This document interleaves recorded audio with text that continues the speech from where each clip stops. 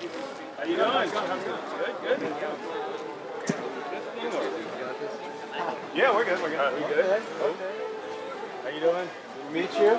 COVID, I know it's got to be 6 feet. Yeah, 6 feet. How you doing? You guys Christians, I'm assuming? You know who we are. Come on. I don't know who you are. Why would you assume I know who you are?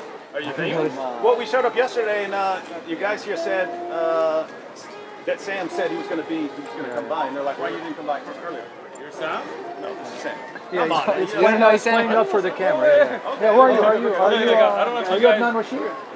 No, my name is Uthman. Are you Osama Abdullah? No, I don't know who that is. Oh, okay. He's joking. We know who you are. Oh, you know who I am? Yeah, we saw a video. Oh, you're just being funny. Yeah, I like that. He's not very good at it. You're Hasumu. He's not very good at it. I'm not a sumo wrestler. You're not Hasumu? What's your name? That's Asian. Hasamu? Yes, that's right. Okay, so I just want to get to know who you are, bro. Why you all? We're good. Whoa. Hey, Whoa. Fine. I just asked him. I know, but you were acting like somebody was getting up to me. I think we're all able to have good conversations, right? Yeah, that's right. So you are All right. David, I'm David. David Wood. Yeah. Hammer Time. They call you Hammer Time, right? No. Yeah, some people do. Okay, gotcha. Yeah. That's So you. you do know us. I Yeah, we're see. good. No, somebody told me about you. Yeah, so yeah, That's good okay. to finally meet you. Yeah. Nice. You guys flew to San Diego? You used to be a gangbanger down here in San Diego, Oh, right? man, you know me. What did they call you? He was too. What did they call you I down don't know here? if I should be telling you. Man. Huh? You were a gangbanger? Well, they called him Hammer Time. What did they call you? They called me Shooter. Shooter. Oh, Yeah. okay. We're on even Did you playing have a field nickname? then. I was called Crook. Crook? Yeah. Were you a crook? Not here in San Diego. He was a car thief. Not here in San What gang Diego. were you from? I lived up in Orange County, but also ran around in Inglewood Mafia, those sorts of things. Were you blood, crib, essay? No, more of an essay type gang. Cool. But my background is Sicilian, just like I know you're Pakistani, right? Yeah, Pashtun. So we're both guys sort of out of our own water in a sense, but we I feel swam you. in different. Yeah, that's cool. What's your name? My name's Anthony. Anthony. Nice to meet you. Yeah, So are you guys Christian then or Catholic? Yeah, I've seen one of your videos. You might have seen more, but I saw one video that popped up. It was because you mentioned Christian Prince. Okay. And it's where you said you challenged him to a debate. You said you debate anyone. So we decided. We know Christian Prince is not going to come down there because he's not comfortable revealing his identity and stuff. But I mean, you're here. If we so we're knew, here. That's a good question for Christian No, Prince, no. right? That I mean, you guys are here. Anybody harming you? Anybody attacking Oh, you? I don't think that's the. I mean, I don't know. I couldn't speak Is for he it. like on a sex registry somewhere? Like, I is don't there a know. problem with showing his face? I show my face. I don't have a problem. I know a lot of sex You're here. offenders that show their face, but Right. So why would he be ashamed of showing his face? I don't know if that's the reason. What do you think the reason is? Scared? Maybe he's a professional business. I actually know some Muslims that are like this. A lot of Really? Muslims that they just don't want to. Muslim debaters or YouTube guys? I think they all show their face. I know quite a handful of people that just like to. This isn't. I'm not interested in becoming public figures per se, but they do like to engage the discussion. All right. I'm sure in their own Good to context. see you back. I'm sure in their own context they're known. You know, how could you not? You know, if you engage people, then you're going to be known, at least in your context. But they don't Right, want but I national attention. I think every Muslim YouTube da'i shows their face. I don't know if any that don't, right? So I'm just wondering Well, back why. in the day, for example, Yahya Snow. I never heard of that name before in my life. But I used to. I mean, I've been engaging people for at least 20 years. Wow. So So- you got experience? Well, that's not my point. My point is just I know Muslims who prefer not to, and that was just what it was. And I thought, Okay, so let me just get to know you as what kind of, because different kind of Christians, I was explaining to them, we get all kinds here, right? And I've never watched any of your videos, so I don't know you. I want to get to. I am a Presbyterian pastor, so I'm a Reformed Christian. So do you believe Jesus is God, or do you believe Jesus is the Son of God? I think that's a false antithesis. It's just a question. In a Jewish, well, yeah, so the answer is it's a false antithesis. That's not what you said, but okay. In a Jewish context, to be the son of means to have the nature of the one that you are the son of. And so in Christianity, the Son of God is by nature God. Okay. But without division, right? And Without so forth. division. So they're the one. They're one. They are absolutely one in their essence. Okay, so God, Jesus is one. Right. So they don't have parts, for example, as in Islam, where God has multiple parts God doesn't and have attributes. So you don't believe Allah has a face? Let me explain that. But to do you? Can I? Wait a minute. You told asked me a a minute question. ago. Can I answer? Yeah, you asked me a question a minute ago. Then you Okay. faulted me for not just directly answering. I'm directly answering if you let Okay. me speak. Okay, Face, eyes, hands. You see this? Let's just be You see clear. this? Let's just be clear with the He's question. just clarifying the question. Let's be clear what the question is, and then I'll let you talk. Face, eyes, hands, chin, foot, or feet, I don't know. Does he have those attributes, those qualities? And I'm not asking you to describe what those qualities Are you done with your question? My question is, does he have multiple attributes? You see why you're not letting me answer, right? He's not. Okay, thank you. So can I Please speak? answer. Okay, so as I listen to you, please listen to me, okay? Allah is one, indivisible, okay? Al-Ahad, He is the one that is one without two. Okay? He has sifat that are all His. And sifat, for the camera's sake? Finish? Hold on, I'll sifat, explain define. it. No, I don't need you to define it for me. Thank you. I'm asking you to. I will. Okay. See, when I asked you to let me speak, you interrupted me again. But if you just let me, don't be insulting towards me. Let me speak. You're being insulting. All I'm asking you to do is Am define I being for the insulting or camera. am I trying to answer here? Well, What? yeah, Am I just trying go- to answer? Or Yeah, am I fine. being I think you just want to. A lot of basically a lot of your. my answer, you have to listen to my yeah, but answer. you're- Yeah, I'm you're just using- explaining what he's saying. you're A lot using- of your viewers are going to be familiar with terms that our viewers might not I'll be familiar with. explain it he if was you just let me. asking. Yeah, So you need to know. I need you to explain it. When you speak, I'm going to listen. When I speak, you can listen. So you were And gonna- then if you would like to get a clarification So you were- after I'm, you were again, look at this, right? I already know- He doesn't want me Wait to a minute, speak. we've already agreed to this. Let your audience see this. We've already agreed that to you this. won't let me This man speak. won't tell us what sifat I will are. if you listen. Okay. Go ahead. If you need a Sifat. clarification afterwards, please wait for me to let it finish and then ask me to clarify. Is that understandable? Can we have a civil So discussion? you were going to here? tell us about There we sifat. go again. What I need to learn here. You just asked me Okay. a question and answered. Your own buddy is telling you let him answer, bro. Let him. I want to hear what he said. Thank you. I'm anxious. Thank you. At least you want to hear it. Okay. So when you talk about sifat, they are of Allah's characteristics. They're not divisible. You cannot take the hand away from the face. They are all part of Allah. Okay? Part? Yes. You want to come on? Okay. Sifat are characteristics. You understand?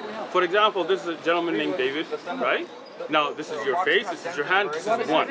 If I cut your hand off, it will not exist anymore, right? Because that is now cut off from your body, right? This is you. Understand? Allah has sifat that are not like humans. They're not like us. لَيْسَ كَمِثْلِهِ شَيْءٍ. But He has sifat that He told us about in the Quran and upon the lisan of the Prophet. Now let me explain those words. Allah has characteristics that He has explained in His holy book, the Quran, and upon the tongue of His Prophet Muhammad, peace be upon him. But He is one. He's not divisible. He doesn't become into parts, not Legos. That is not the way it works in Islam. Okay? Now, any terms you didn't understand? No, Anthony? I understood the terms, and I Okay, thank you just wanna for be clear. defining them for the sake of the audience. But Excellent. here's my question. At one point you said he has sifat. These are attributes, characteristics, parts of him. Yep. They're inseparable from him. Yep. But you referred to them as parts. So do you believe I that did not. Allah, you did use the term I part. said You said they're a sifat. part. I'll You let said they're you- a part of They're it. a but part I'll- of Him. Okay, so you did use that term. Sure, we will Okay. say sifat. So you would grant that at least in that sense, that Allah is not absolutely one. You don't mean He's absolutely one in the sense that He has no attributes.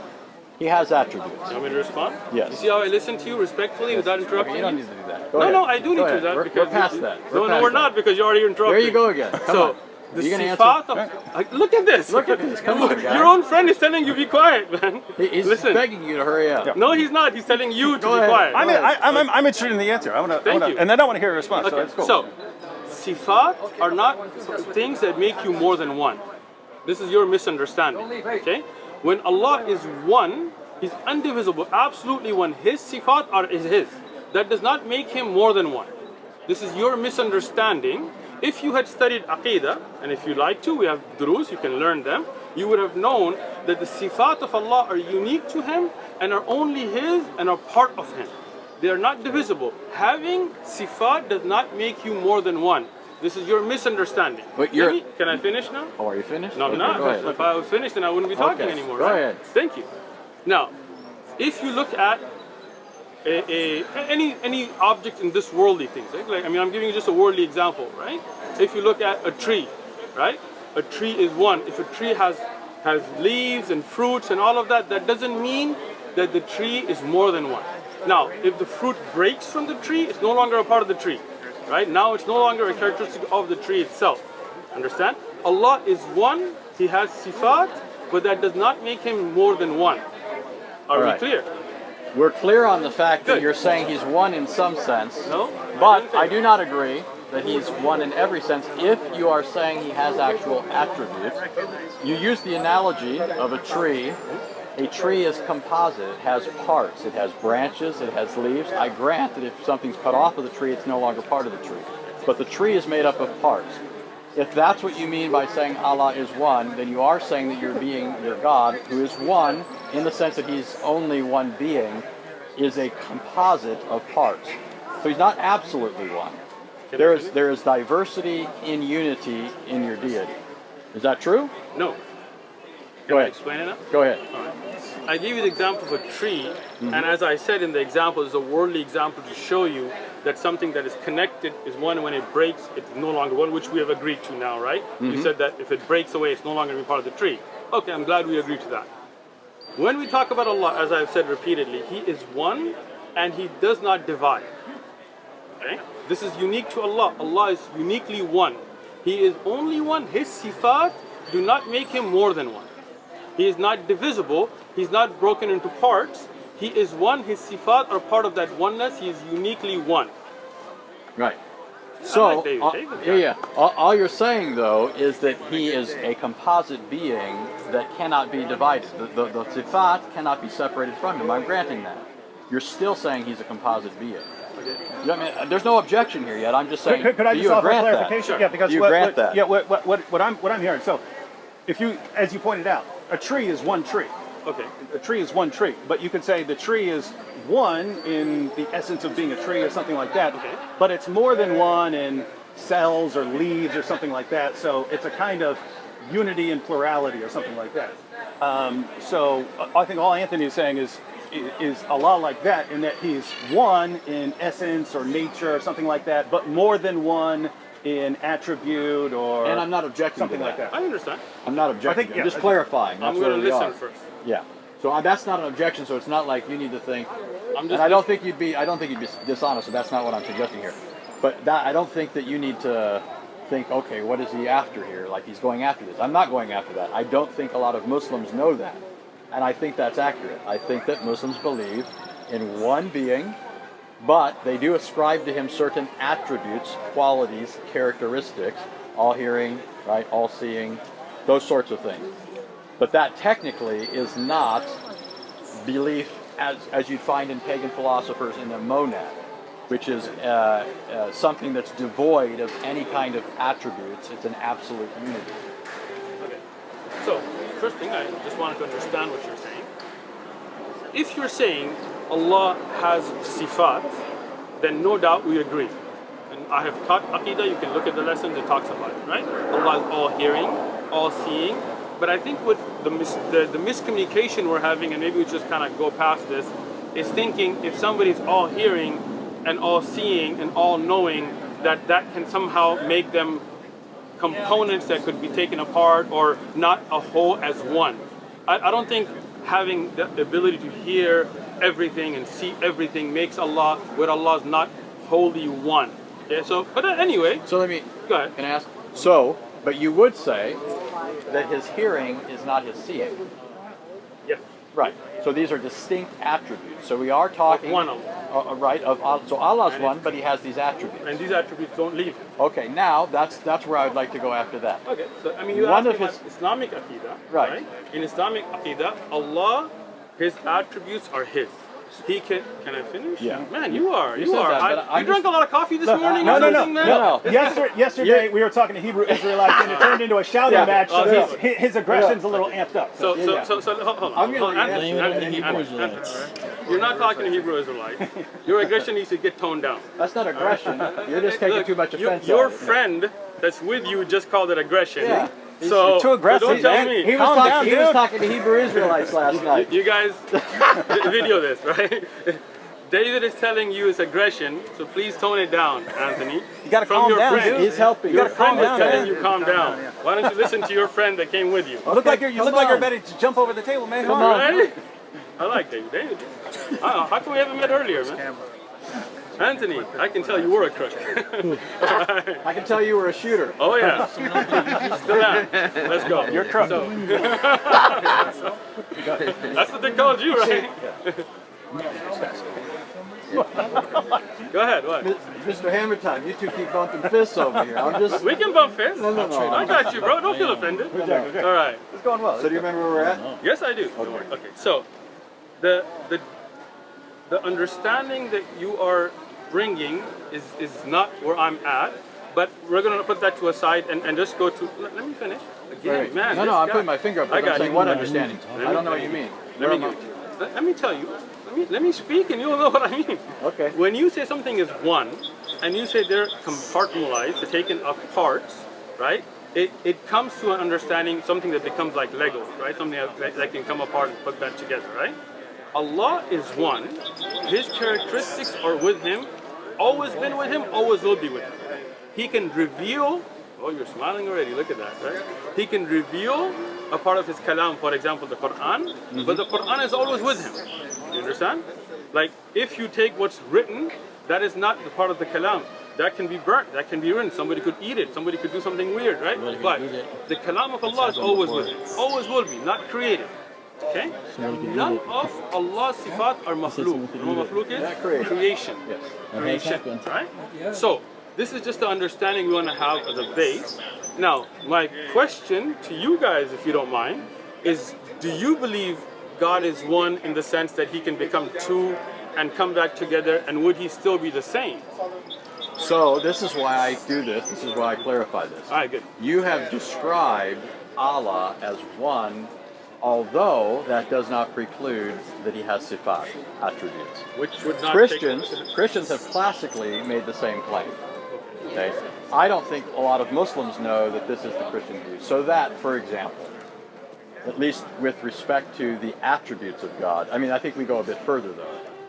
But when it comes to the persons of the Trinity, your description of attributes, or sifat, your description of sifat. Oh, yeah. You look like you're bored, man. No, I'm listening. You're looking around, looking at. Your description of sifat. Three guys. Assuming I'm understanding you. Are you playing for the correctly, camera and I'm when you say granting three there's a guys? possibility there's a Yes, he difference. is. Yeah, I know, he's playing for the camera. That's why I would say That's you Not can't. three of you here?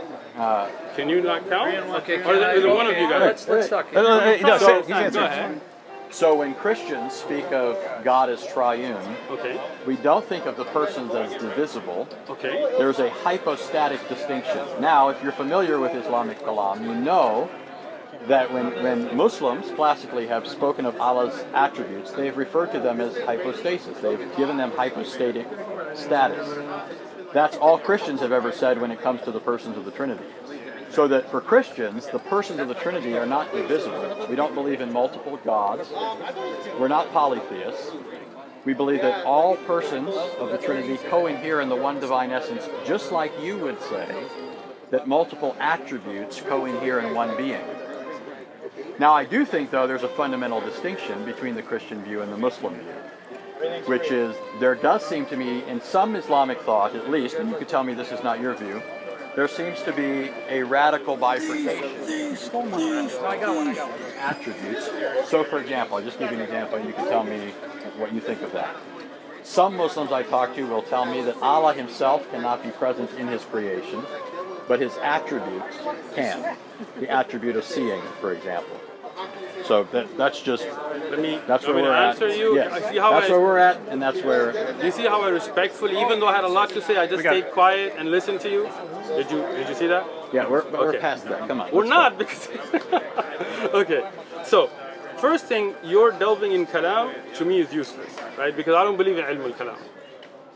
Okay? Yeah, but I'm saying I thought that was your view, and you could correct me if that's not your I view. do not believe in ilm al-kalam, so obviously that's not my view. But I'm just using kalam in the sense of theology, like Do akida. you know what kalam is?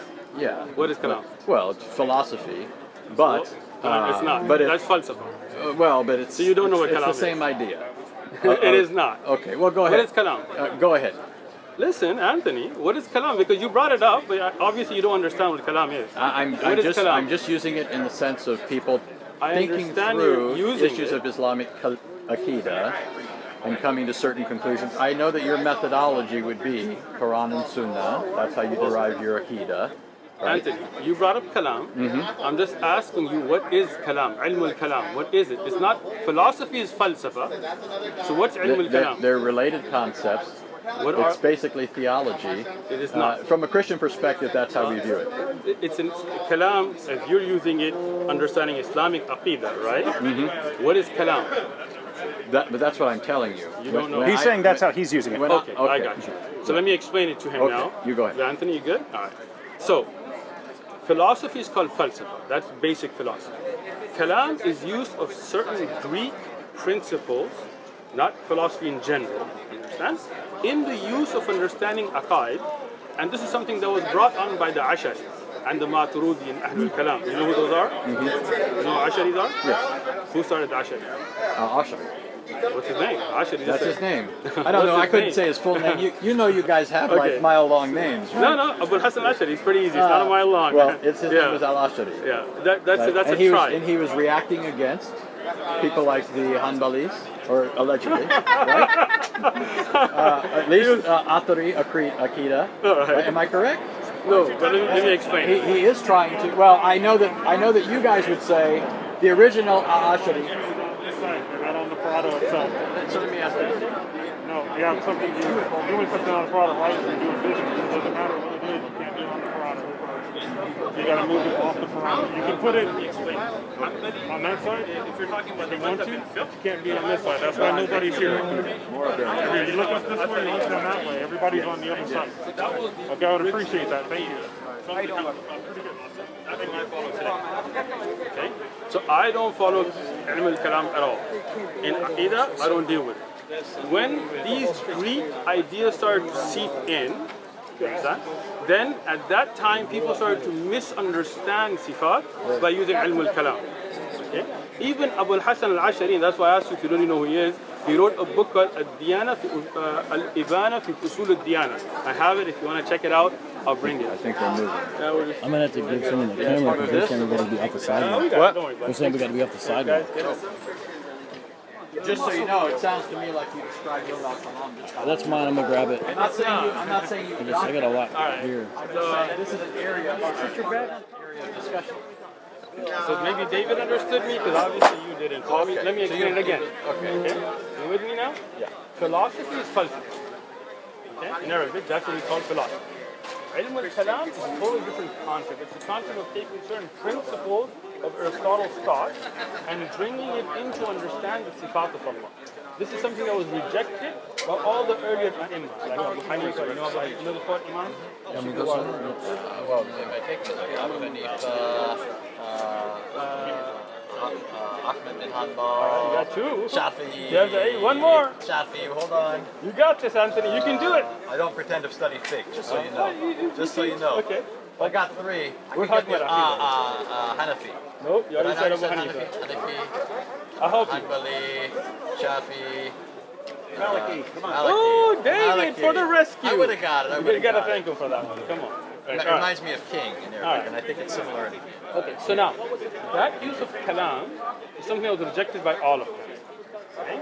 So leave kalam out of it. In the discussion, no kalam. Okay? Now, even if we took those do not separate God from His creation, right? Meaning that Allah is separate, they don't separate parts of the sifat to go on. He can see, but that doesn't mean that He's a part of His creation. Okay? Just because you see something doesn't mean you're a part of it. Okay? Now, my question again now, as I understand, and I want to understand your idea, because you're saying it's the same concept. So, let me just, okay. I mean, you said it's the same basic as kalam, so I just want to understand. I know what kalam is, even though I don't use it. Okay? So when you say Jesus was born out of Mary, right? Are we in agreement? Well, you go ahead and finish your point, then I'll talk. That's just a question. That's what we established. Yeah, I'm just asking this question. Was Jesus born out of Mary? Do I get to reply now? Because there's a lot that's bound up in that. Because I don't think that there's. So let me clarify. When I talk about that whole area of discussion, Hida, Kalam, all that, I'm not saying you adopt that. All I'm getting at is that this is that whole area of discussion that gives rise to all of this. What I said was that as Christians, we believe the persons of the Trinity, as to their divine nature and essence, co-inhere in the one divine being. My question to you was, does Allah's attributes, which you say are inseparable from Him, do they enter into His creation? Now you said, and see, this is where I think it's being flipped. You said they don't become part of his creation. I'm not asking if they become part of his creation. I'm asking if since Allah himself can't enter into creation, nevertheless you would say that his attribute of seeing is present. Yes. Okay. But is Allah present? So, do you mean present physically in that? Or let me. So, if you mean is Allah present in knowing everything and seeing everything and hearing everything, then yes, Allah sees everything, hears everything, and knows everything. Can I? Allah subhanahu wa ta'ala has told us about himself, his nuzul, and all that he has said, we believe in it as he has revealed. Okay? But we don't mix the creator and the creation. Now, you went around my question. You said you were going to answer, but you didn't. Was Jesus born from Mary's womb? So, again, just remind me if I don't get to this part. Because Okay. I'm trying to make sure you're trying to build on where we're at, and I'm just trying to make sure we're at the same spot. Pretty simple question there. Yeah, it was simple, but I haven't even tried to answer it. I wish you would. So, what I'm saying is, what is it then about Allah that isn't present if his attribute of seeing is here, and there's a sense in which you can say he's here in the sense of seeing, but he's not here in what sense? And then, you want my answer to the other part? Yes. Okay. Jesus, because we don't believe that God is absent from his creation, he's upholding all things. There's no sense in which he could be absent. He's not his creation, right? He's not any part of it. Okay. Right? When we say that God is present, we don't mean that he is the things that are here. He is present, upholding everything. Everything is upheld by his power, so nothing can be apart from him. It exists by virtue of him. When the Son of God takes on a human nature, it's not the Son of God now entering creation for the first time. He's already present. God is omnipresent classically, according to Judaism and Christianity. The Son of God is now taking into union with himself a human nature, and by virtue of that is being born. It's not his divine nature it's not coming into being. It's not starting to exist at that point. It's not, in some sense now, becoming present, whereas before it wasn't. Does that address what you were asking? No, not at all. So then what were you asking? Okay, so my question very simply, was Jesus born from Mary's womb? That was the simple question. Yes, well that's the answer is yes. Yeah? And Okay, that's the answer, yes. Yes. Okay. So let me understand this now, a deeper understanding. God, who is not separable, so he is still God, was in the belly of a woman and came out of the womb of a woman. God. God took on a human nature and was really born. So your belief is that that one great creator came out of the womb, the vagina of a woman. Absolutely. Thank you. Have a nice day. Allah blew into Farjaha. Yeah. Let me Same way that explain. your God blew Wait, into. don't do You want me to that. answer it? Well, yeah, you can answer him, but what I'm getting at is don't pretend that you refuted Christianity just because you rolled your eyes at it. This is the historic Christian position, which your religion later came along and claimed that it was confirming and correcting at points of its departure, you believe, from what was originally true. You don't refute Christianity by eye rolling. Surely you know that, right? What is your argument against that? You want me to speak? Yeah. Okay. I'm not here to refute Christianity. I'm not here to debate. I'm here to give da'wah. I am a da'i, not a debater. You misunderstood it. If you wanted to come and debate, you can come and debate. No problem. Let me explain. When I said, thank you very much, that means in my mind, and anybody I think who has basic logic would not believe that the creator of the universe was born from the vagina of a woman. That's me. That's my belief. If you believe that, I respect your right to believe that. To me, that doesn't make any sense. And let me finish. Take it easy, Crook. Take it easy. Stop jumping. Take it easy. Shooter, come on. Thank Start you. shooting. I'm shooting. Shoot. Yeah, Shoot. So here, to me, that makes absolutely no sense. To think that the creator of the universe was now, and he still is, even if he's in human form, because he said he still won, was in the womb of a woman, and came out of the vagina of a woman. This is the creator of the universe. To me, that doesn't make sense. To me, that's a human. Is it my turn? It didn't make sense. Is it my turn? Hold on. It did. So now it's my turn, right? Go ahead. Now let me just explain to you guys a critical issue. if anybody takes a basic class in logic, rhetoric, or anything like that, and I'm not saying you haven't. I think you're a smart guy. I'm not. Thank you. That's I not a appreciate shot. that. That's not even me being disingenuous. I think he's a smart guy, and I say that about people all the time. I think people can be smart that I disagree with. Sure. But you do know that there's a difference between making an assertion and making an argument. It's an assertion to say that doesn't make sense, and to say that you think nobody who says that is even being logical or is logical or what have you. The vast majority of people on the planet happen to believe that or something along those lines. Yes, and I've heard you say things to that effect. Vast majority. That would be more than 50%. No. But what I'm saying is, I don't think Christians are more than 50% of the planet. what I'm saying is, so first of all, in history, Christians have been a majority. But what I'm saying is there are other groups that would say things that you would think are analogous to that. Do you not? Don't you want me think to answer? Okay, but I'm just listening. See, David asked you to be. I'm Go listening. ahead, go ahead. First thing, the vast majority taking something or not taking is not doesn't really matter to me. Second thing, I didn't make an argument. I gave you my opinion. Amen. Thank you. Amen. Amen. That was my All point. right. That was my point. And I wasn't arguing that the majority makes it You see true. how you cut me off again? No, David. No, this is David, the point come we're on, making. be fair, bro. Come on, David. He needs your help. He needs the help of a Christian. You need it. You need his help. You need. You see this? You Take- see this? Don't take the You guys Jews and see Christians for your friends. You see this? Come on now. You don't need his You help. see this? You don't need his David, help. This is what you came to represent? Come on, guy. We're still Seriously, talking. David? We're still talking.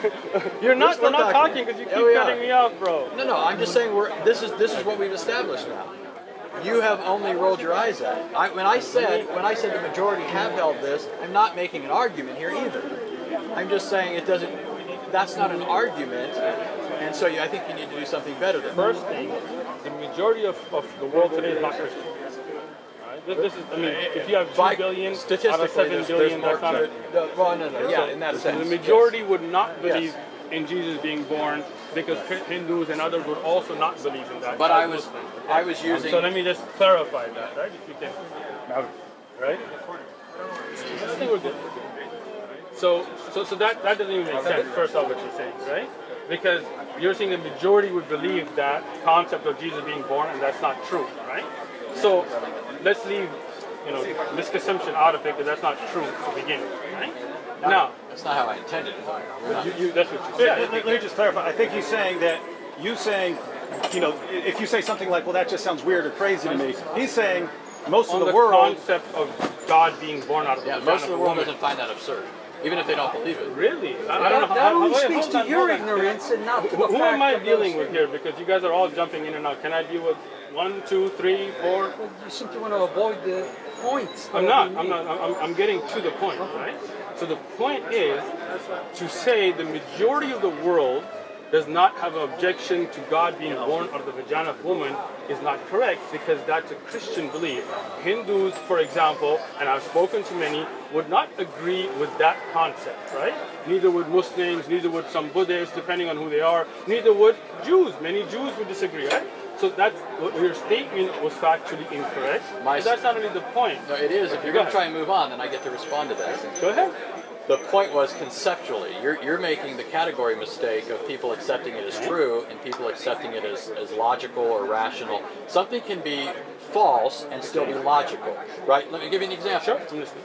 It's not irrational for someone to be walking down the street right now with an umbrella. That doesn't mean somebody is walking down the street with an umbrella. There's a difference between making something that's logically possible as a claim and somebody making a factually true statement.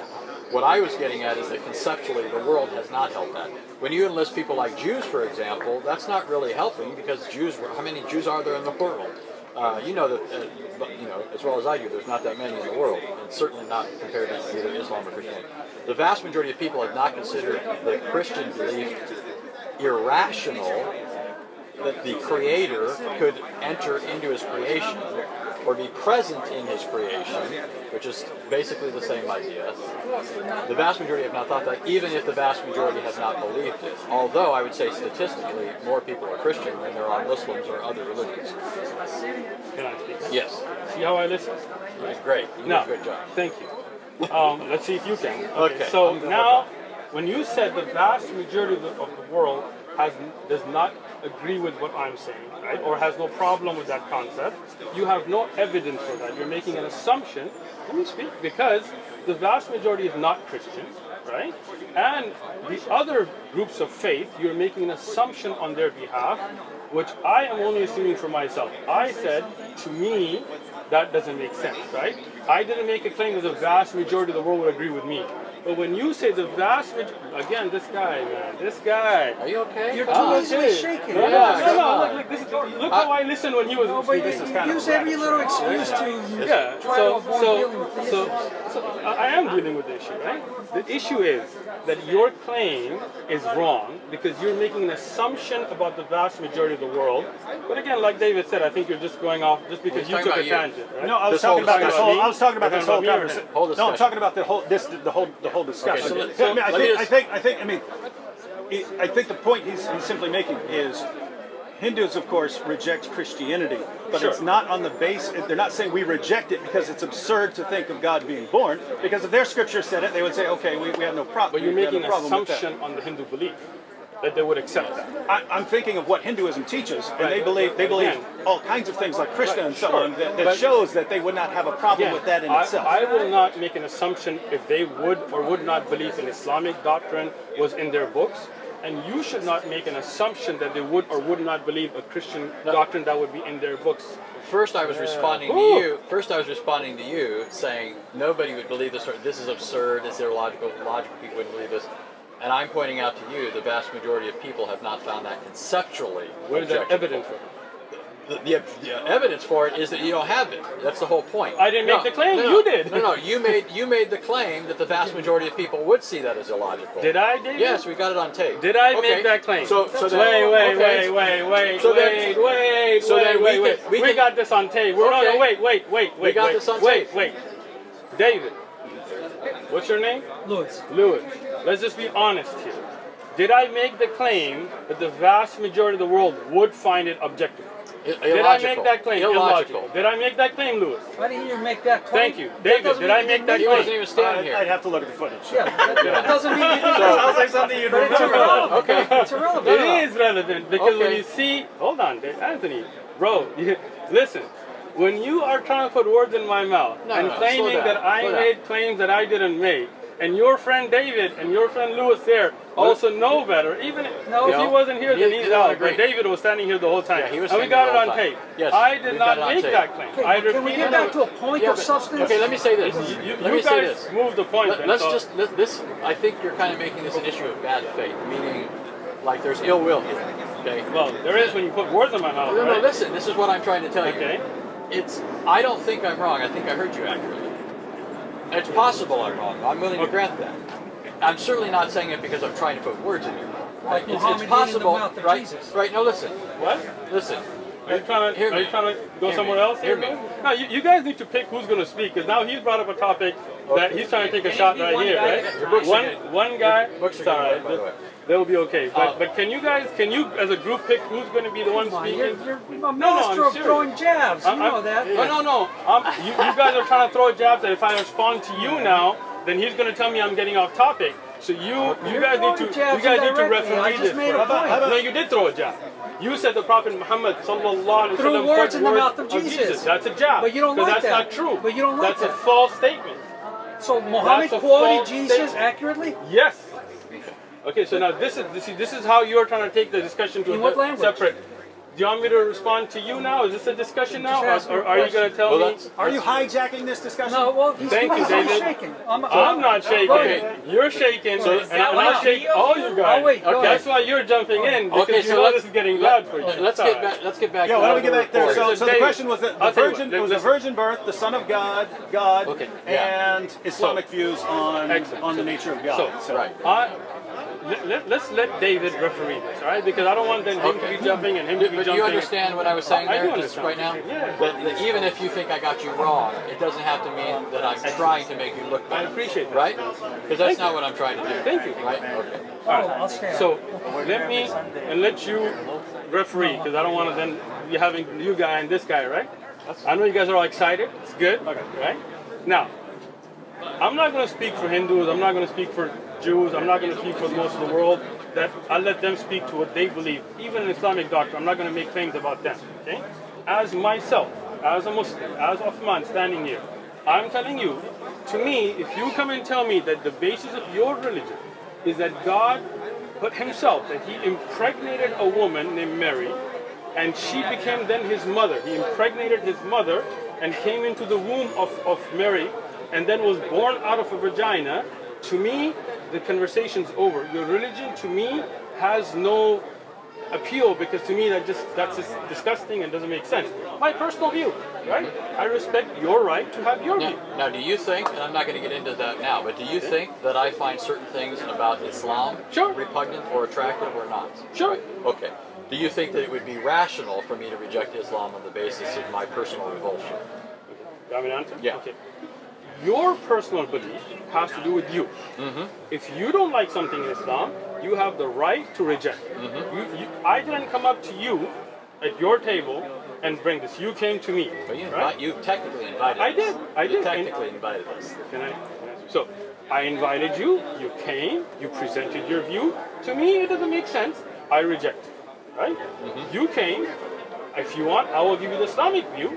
And if you don't like it, you can reject and walk. Have a nice day at Balboa Park. So my invitation for this conversation, I'm not here to debate. As I said earlier, I'm a da'i, not a debater. If anybody wants to debate, like you apparently do, you're welcome to come here. But if I disagree, if I feel that this doesn't, God coming in the vagina of a woman and being born and the universe, and Your God put his nose again, in the vagina. look at this guy.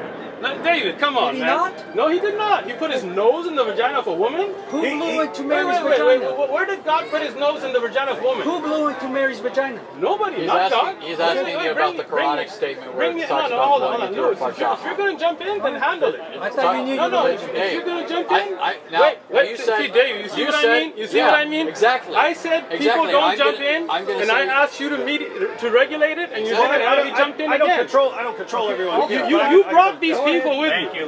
But no. Hold on. You guys are. See, when I'm at a point, you guys are letting people. Because now I could totally answer him, but no, it's not a debate. It's an answer. Do you know what the difference is? No, you couldn't. You made a false statement. Right? Bring me evidence. Let people Bring me do evidence. research. How about, God put hold on. How about God we do put this? his nose in the vagina of woman. My God. Bring me evidence. How about we do this? Bring it evidence. When you and I are done. You have the Quran in your hand. Bring me evidence. When you and I are done. None. When you are. You got none. You're derailed. You got none. You tried to derail. When you and I are know done. better. Don't lie, man. When you and I are done, then you guys can do that. You see, David? When you and I are. well, Let's go back. I mean, Okay. So who's speaking now? I just wanted to kind of clarify. That's the only time I jump in is when I agree. You can jump in. I'm saying is, can you regulate so we don't have some guy trying to make some false statement here and there? If you can't, but then we're going to make a line. If someone walks up, I can't say you can't speak. Is he not with your group? I mean, Come on. He Don't lie. knows him. Don't lie. No. He came earlier to I said check I know out. him. I said I know him. Yeah. No, he's not with our group. But I know You know him. him, I know right? those. So he knew you were coming or no? Don't lie to me. Don't lie to me. I did not. I didn't tell him a word. I told no one except. I told no one except my wife and him. And I can tell you. Did you know he was coming? Did I know who was coming? David Wood. He obviously knew. He obviously knew. Is he again? No, he's the one jumped in. No, he wants to talk about So let me sidetracking. explain. All right. We had this thing planned, and then some things. You got did out. have it a plan. So that's what I'm We saying. wanted to When come you here. plan this, then you can control this, right? Yeah. Well, no, but what I'm saying is we had planned that some of us were coming here to talk. Let's ignore Lewis then. If you don't mind, I'm gonna put you on mute. You guys can have the finish. All right, now, so I think the issue is right. Okay. So you obviously want people to learn about Islam. Yes. And you're inviting people to Islam. Yes.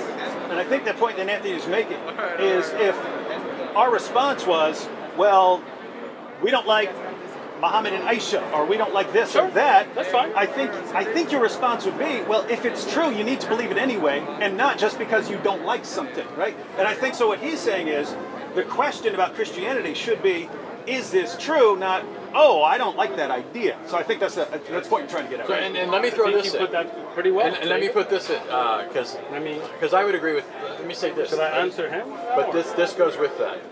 You're not that. Well, I mean, I did toss it in just to see if that's But the point you're making. this goes with that. Is that the point you're making? Let me, yeah. So what I'm saying is, though, is if you could show me, for example, I'll give you an example, and I think you would agree with this as a logical, manner of procedure. If there was something I didn't like in Islam, but somebody could demonstrate, let's say, that the source on which that claim is based is true, came from God, right? Like the Quran or the Hadith, some particular Hadith, then in my mind, it doesn't matter whether I have some natural reaction to this or not, I ought to believe it. And I'm saying the same thing when it comes to Christianity and Christian claims. If the Bible proclaims this, and the Bible's the Word of God, and I know you don't hold that, obviously. You do. Right? Yeah, of course I do. And I know you think it has contradictions, and I know that all the standard ones you think that you have and all that, and I have all my reasons for thinking the Quran has contradictions.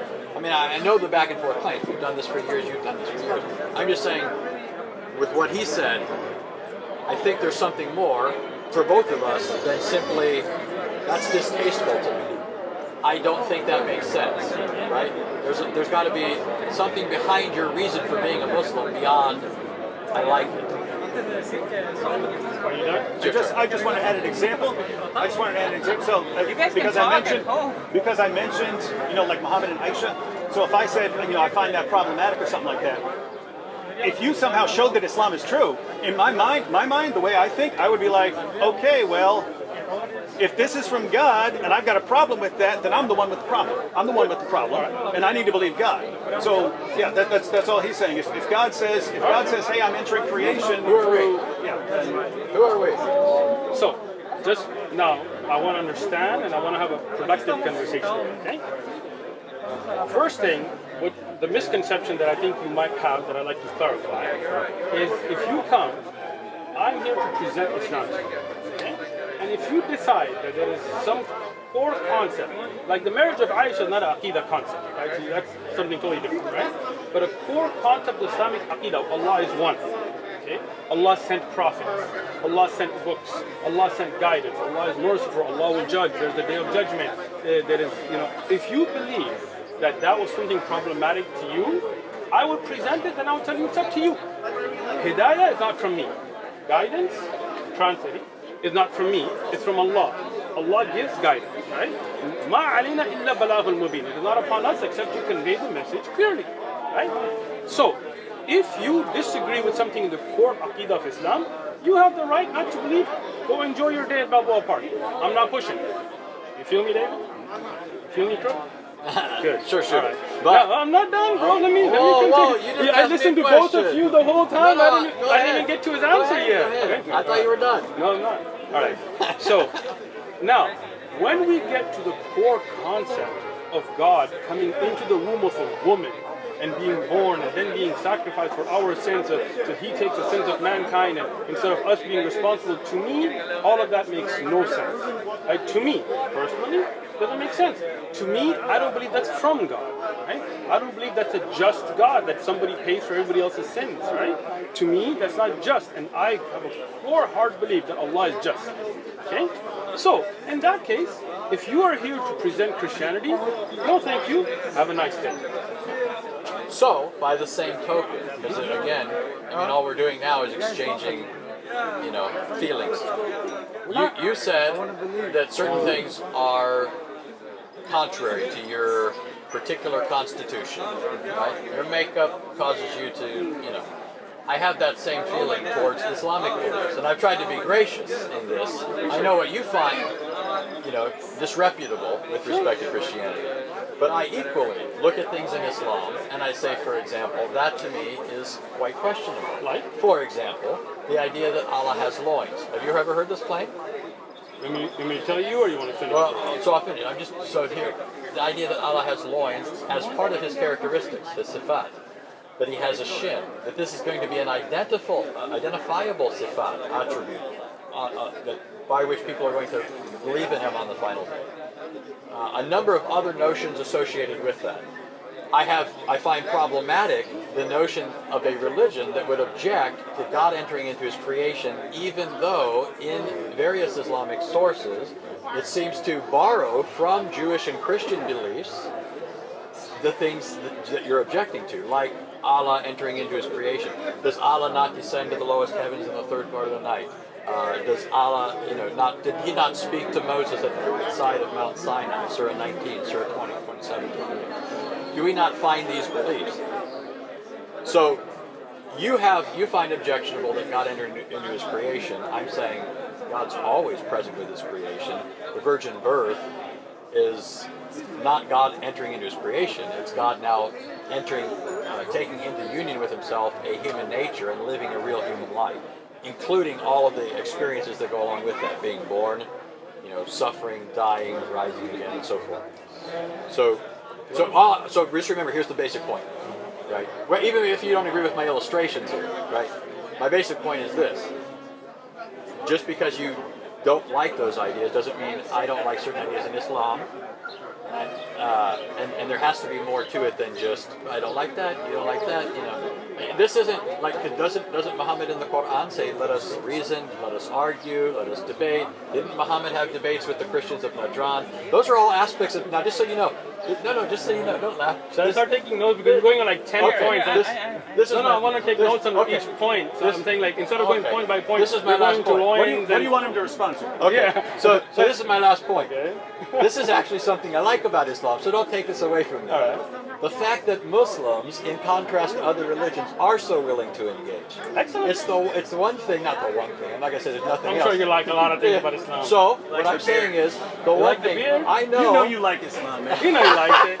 He goes and makes dua to Allah at the end. I'm telling you the truth. Listen to this. You can put this on your YouTube channel. Don't worry. When I look... When I look at, a Jewish person, sometimes I think, I wonder if he'd like to talk to me about religion, about the Lord. Maybe not. Probably not. I look at another person, Hindu, and he's probably going to be upset that I'm interrupting his walk down the road. Right. I look at a Muslim, I say, he'll talk to me. Yeah. He'll talk to me. He'll argue with me. He'll reason with me. You know what? And to respond to that compliment, first off, I also appreciate the fact that Christians and Muslims can usually have a civil conversation. Right? So, second, just to make it clarification, you said Muhammad said in the Quran. The Quran's not the words of Muhammad. Yeah, but I know that's not your Just clarifying, Muhammad doesn't say anything in the Quran. The Quran speaks to the Prophet Muhammad sallallahu alaihi wasallam. I don't think he was speaking to himself. So let's move forward from there. Secondly, you made a lot of things like loins and sifat and shin. So I don't know if you want me to get into all of that because that's what I'm saying. Like I want to say point by point and not have jumps here and there. No, let me. I just say, I'm not trying to cut him off. Go ahead. Let's be gracious to our guests that came from so far away. It's not me trying to cut you off. I'm just saying I didn't need you to respond to those points. You do. Those were illustrations of. They're wrong. But, okay. So I do need to respond. But what I'm saying is you can say they're wrong, but I didn't bring them up in order for us to resolve those. I know. I'm saying those are things I find objectionable Anthony, in the Islamic sources. Bro, shooter. That's what I'm saying. So if I'm having this conversation and suddenly I'm like, there's an alien sitting over there, and you're like, what? And I'm like, no, don't respond to that. No, when you throw misconceptions out, then I have to respond to them, just like Lewis, right? Please do. So let's talk about the loins and the shin. Okay, excellent. Let's get there. Okay. But let's go back to the first point because then we're just jumping, right? As a lot of Christians do, but I'm hoping we will not, right? You're saying God was always present with Jesus in every. By himself in his creation, so that Jesus coming in the womb of the Mary was not something new, which really is something baffling to me. Are you saying God physically, like Jesus physically was in the womb of Mary, is in your private? I mean, is that your belief? Answer that? Yes. We don't believe that God is a physical being as to his divine nature. Okay. So God is not. I'm not sure why that's funny. But do you guys think God is physical? You want me to respond? Well, but somebody's laughing. I just found that. So let me. I don't think. You asked a question. You want me to answer? Well, not yet. Then. Okay. Let me just say this real quick. I don't think that God's divine nature is a tangible stuff. I don't think that God is. We can't touch him, smell him, feel him, see him. He doesn't have extension in space. Will you see God? So, by virtue of the incarnation, number one. In the day of judgment. By virtue of the incarnation, God has taken on human form. And so he is physical. his human nature, which he assumed in the womb of the Virgin Mary, is physical. So God, that shouldn't be puzzling. That's it is classic. puzzling. That's It is classic puzzling. Christianity. It's still puzzling. We shouldn't be learning it right now. I've heard it many times. Okay. It's still, if somebody tells me 2 + 2 is 5, they could tell me that 100 times. It'll still That's be a false puzzling. analogy. Yeah, I don't think that's... Look, I'm making a statement about my understanding, so don't think it's a false analogy. I'm saying, to me, if somebody was to tell me 2 and 2 is 5, it would be puzzling even if I heard it a million times. I'm talking about myself, so it's not a false analogy. Well, Let it me is. explain to you. I'm talking about my feelings there, guy. Calm down. All right? Now, 2 + 2 on your feelings. how I feel about that is my feeling. Go ahead. Go ahead. This guy just can't. This guy. All right. This guy. Come So, on. Let her go. He did have a lot to respond Okay, to. no, thank you, I David. agree. Yeah, I can't believe Mr. Hammer's the one that actually is I'm the appreciated. calm Come on. You're the good guy. Wait, we Wow. got to even it out, though. We Come cool, on. we There cool, we go. man. I'm waiting for sound, but it's all right. Asumu, I'm sorry. Asumu. His name is... Just so you know, I he goes can't by- control Sam. Oh, I bet you can. And let me say this, his name is Sam. There are people who intentionally call him by his full name when he prefers to go by Sam. What did his parents And name? it's intended to be insulting Oh, I didn't to know Sam. that. I'm not saying he's insulted. I'm Okay. just telling you that people that perhaps have told you to call him that Nobody told me might to not call have him either that. known or might have known. What did his parents name him? I'm assuming his full name is Samu. I'm not saying he takes that offensive. Okay, if he doesn't, that's all good. If he does, I won't call him that. I'm just Okay. telling you that. So let's go back to, so when you say that God manifested in the womb of a woman into a human form, and then that was God inside the womb. So God was physically a baby in the womb of a mother, and then God, the creator of the universe, who's still all together, physically came out of the womb of a mother. To me, again, that, and I don't know if anybody else finds that troubling, but What's the troubling part? What's the argument? all of it. It's not an argument. Again, I know, that's what I'm saying. There's no Can argument. I ask one question for clarification? And this is just, I just want to know what you're saying. Are you saying that God can't do that, or he just wouldn't do that? Because there's difference. There's things I can't do and things I just wouldn't do. So, when we talk about God, and you guys have debated with atheists, so you already know that whole God can't lift a rock thing, right? That there are certain things that are against the nature of the greatness of God as it is, right? From that God, if you can say, can God get a rock he can't lift? Well, it's not really a question to ask, because from the nature of God is greatness, right? That he's able to do all things, right? So it's like saying, can Anthony be a man and woman at the same time? Which now we're in California, but it ain't happening, bro. Right? So that there's right. So the nature, they're one or the other, whatever they think they are. Right? So here we go to me, that goes against the nature of God, right? Because this is something that is human, born from wombs and breastfeeding and burping and peeping and pooping. This is not something I can attribute to God, right? In my belief, right? In what I understand to be correct. Again, and I love to have a conversation, and we're having a conversation, but like I said, I'm not going to force Islamic belief on you. If you have an issue with creed, aqidah, then you have the right not to believe it. It's your right. Allah will judge between me and you. It's not a problem, right? But my job is to present. Okay? So in your presentation that I asked you for, and I appreciate the presentation that God physically, not by seeing or sight, was in the womb of a woman, came out of vagina, that's against the nature of God in what I see. Again, that's my personal belief. So just to give the simple version, when he asked, can he do it or would he do it? Which one of those were you addressing? To me, it sounded like you, in some sense, were addressing both. But I think the fundamental claim is that he can't do it. It's against his nature. Yeah, and Is that right? I mean, as an example, like if you were to ask me, can God ride a bicycle? I would say, well, I don't think he would, but he could if he wanted to. For some reason, God could take on a form and ride a bicycle. Just like, if you're talking about, the Quran and Allah speaking on the fire, I don't know what you believe there. I believe God could do that, and so there's that distinction. Sure. You believe God can enter into his creation in the form of a human being, or God's more along the lines of, well, I have the power to do that, but there's no way I would do that. It's beneath me, or something like that. So let me just give you an example, right? And I think it'll clarify this, right? Do you believe God would have sexual intercourse with a woman? I believe God has the power to do that if he wanted to, but he wouldn't want to because of his moral nature. Thank you. So let's say a wife. That's not immoral to have sex with a wife, right? I mean, you have a wife, I'm assuming. So I'm sure you have intercourse, right? Lots. Right?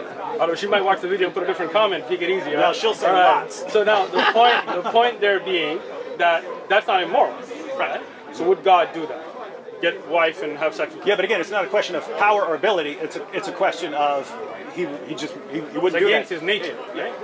Yeah. So is that what you're saying? Is that what you're saying? He's You're asking saying that's what it's- you're saying. I'm asking you, if somebody was to ask you, can God get married and have sex with a woman?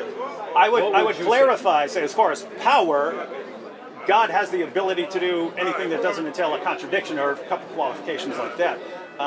As far as things that he would actually do, he's not going to contradict his own moral nature. Thank you. So I would say again, God would not contradict his own nature by being born out of the vagina of a woman.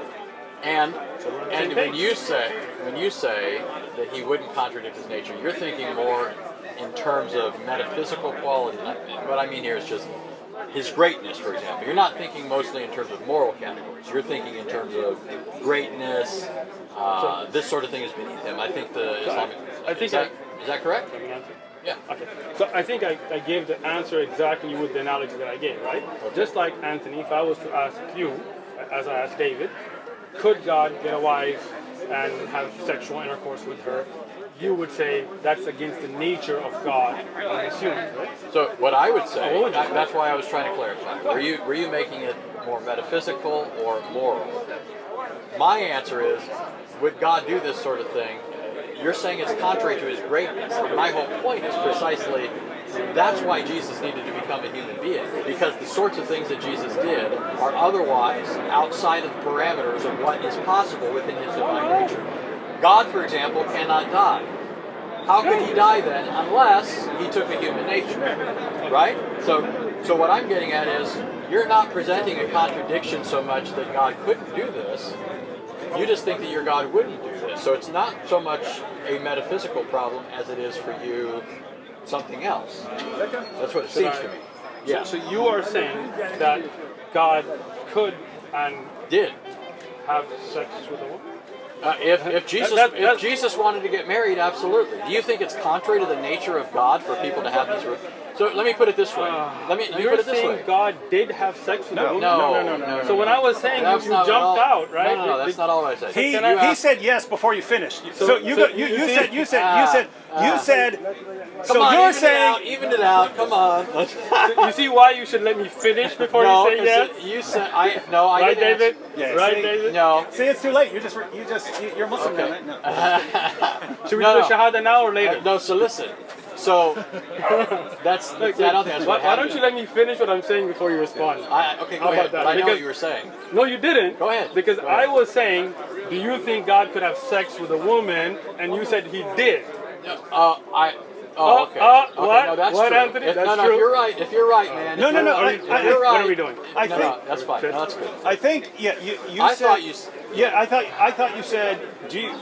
Again, I think you added something on after you started answering, but you hadn't were finished. saying yes. You were saying, do you I think didn't add God? anything. Do you think God could have sex with a woman? And Anthony was saying, if that were part of his plan, that once he had entered creation as Jesus of Nazareth, then as a human being, he would have the ability to do that. Something like So that. let me say this. Interesting. That's a new thing too. No. I've never heard a Christian say that before. Let me So you- explain let me- something. Can I say this? No, I didn't get ahead. to finish because we got. But see, he and we then- got. You're answering him, so maybe Yeah. do Go that ahead. at home. No, come on. We can have fun here, Okay, guys. go ahead. It Let's doesn't have fun. to Let's be have so- fun. Yeah.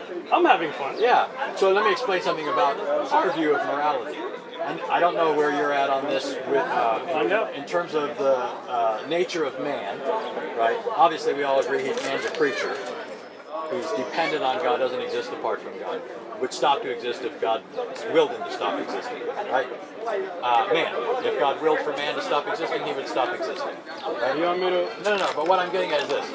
We believe man was made in the image of God, and so man is to reflect God in his character. Image doesn't mean man looks like God, right? That's not what we mean. But we believe that man has certain characteristics that are, man, unlike other creatures, can reason, can know its creator, can worship him, at least in the way that man can. That's not true. You know, other creatures, I'm not saying everything glorifies God. We all agree on that, right? What I'm getting at is the morality that we have is a reflection of what God is like. The reason we're to have no other gods is because there are no other gods, right? Yeah, I'm with that. That's the One first God. commandment, right? No kids, Second no commandment. parents. Second commandment is don't worship idols or worship God. We would say, in fact, if you're Salafi, you're closer to my view on this.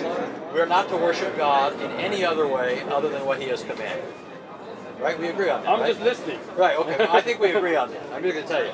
Like we can't invent Salafi? things. We can't. You could say I'm a Wait. Salafi version of Christianity. We agree that if we I don't- were we agree that if we were Muslims, we'd probably be Salafi. How about this? How about we agree? When you become Muslim, you'll become Salafi. How's that? You become reformed. Reformed in Islam. All right, so, go ahead.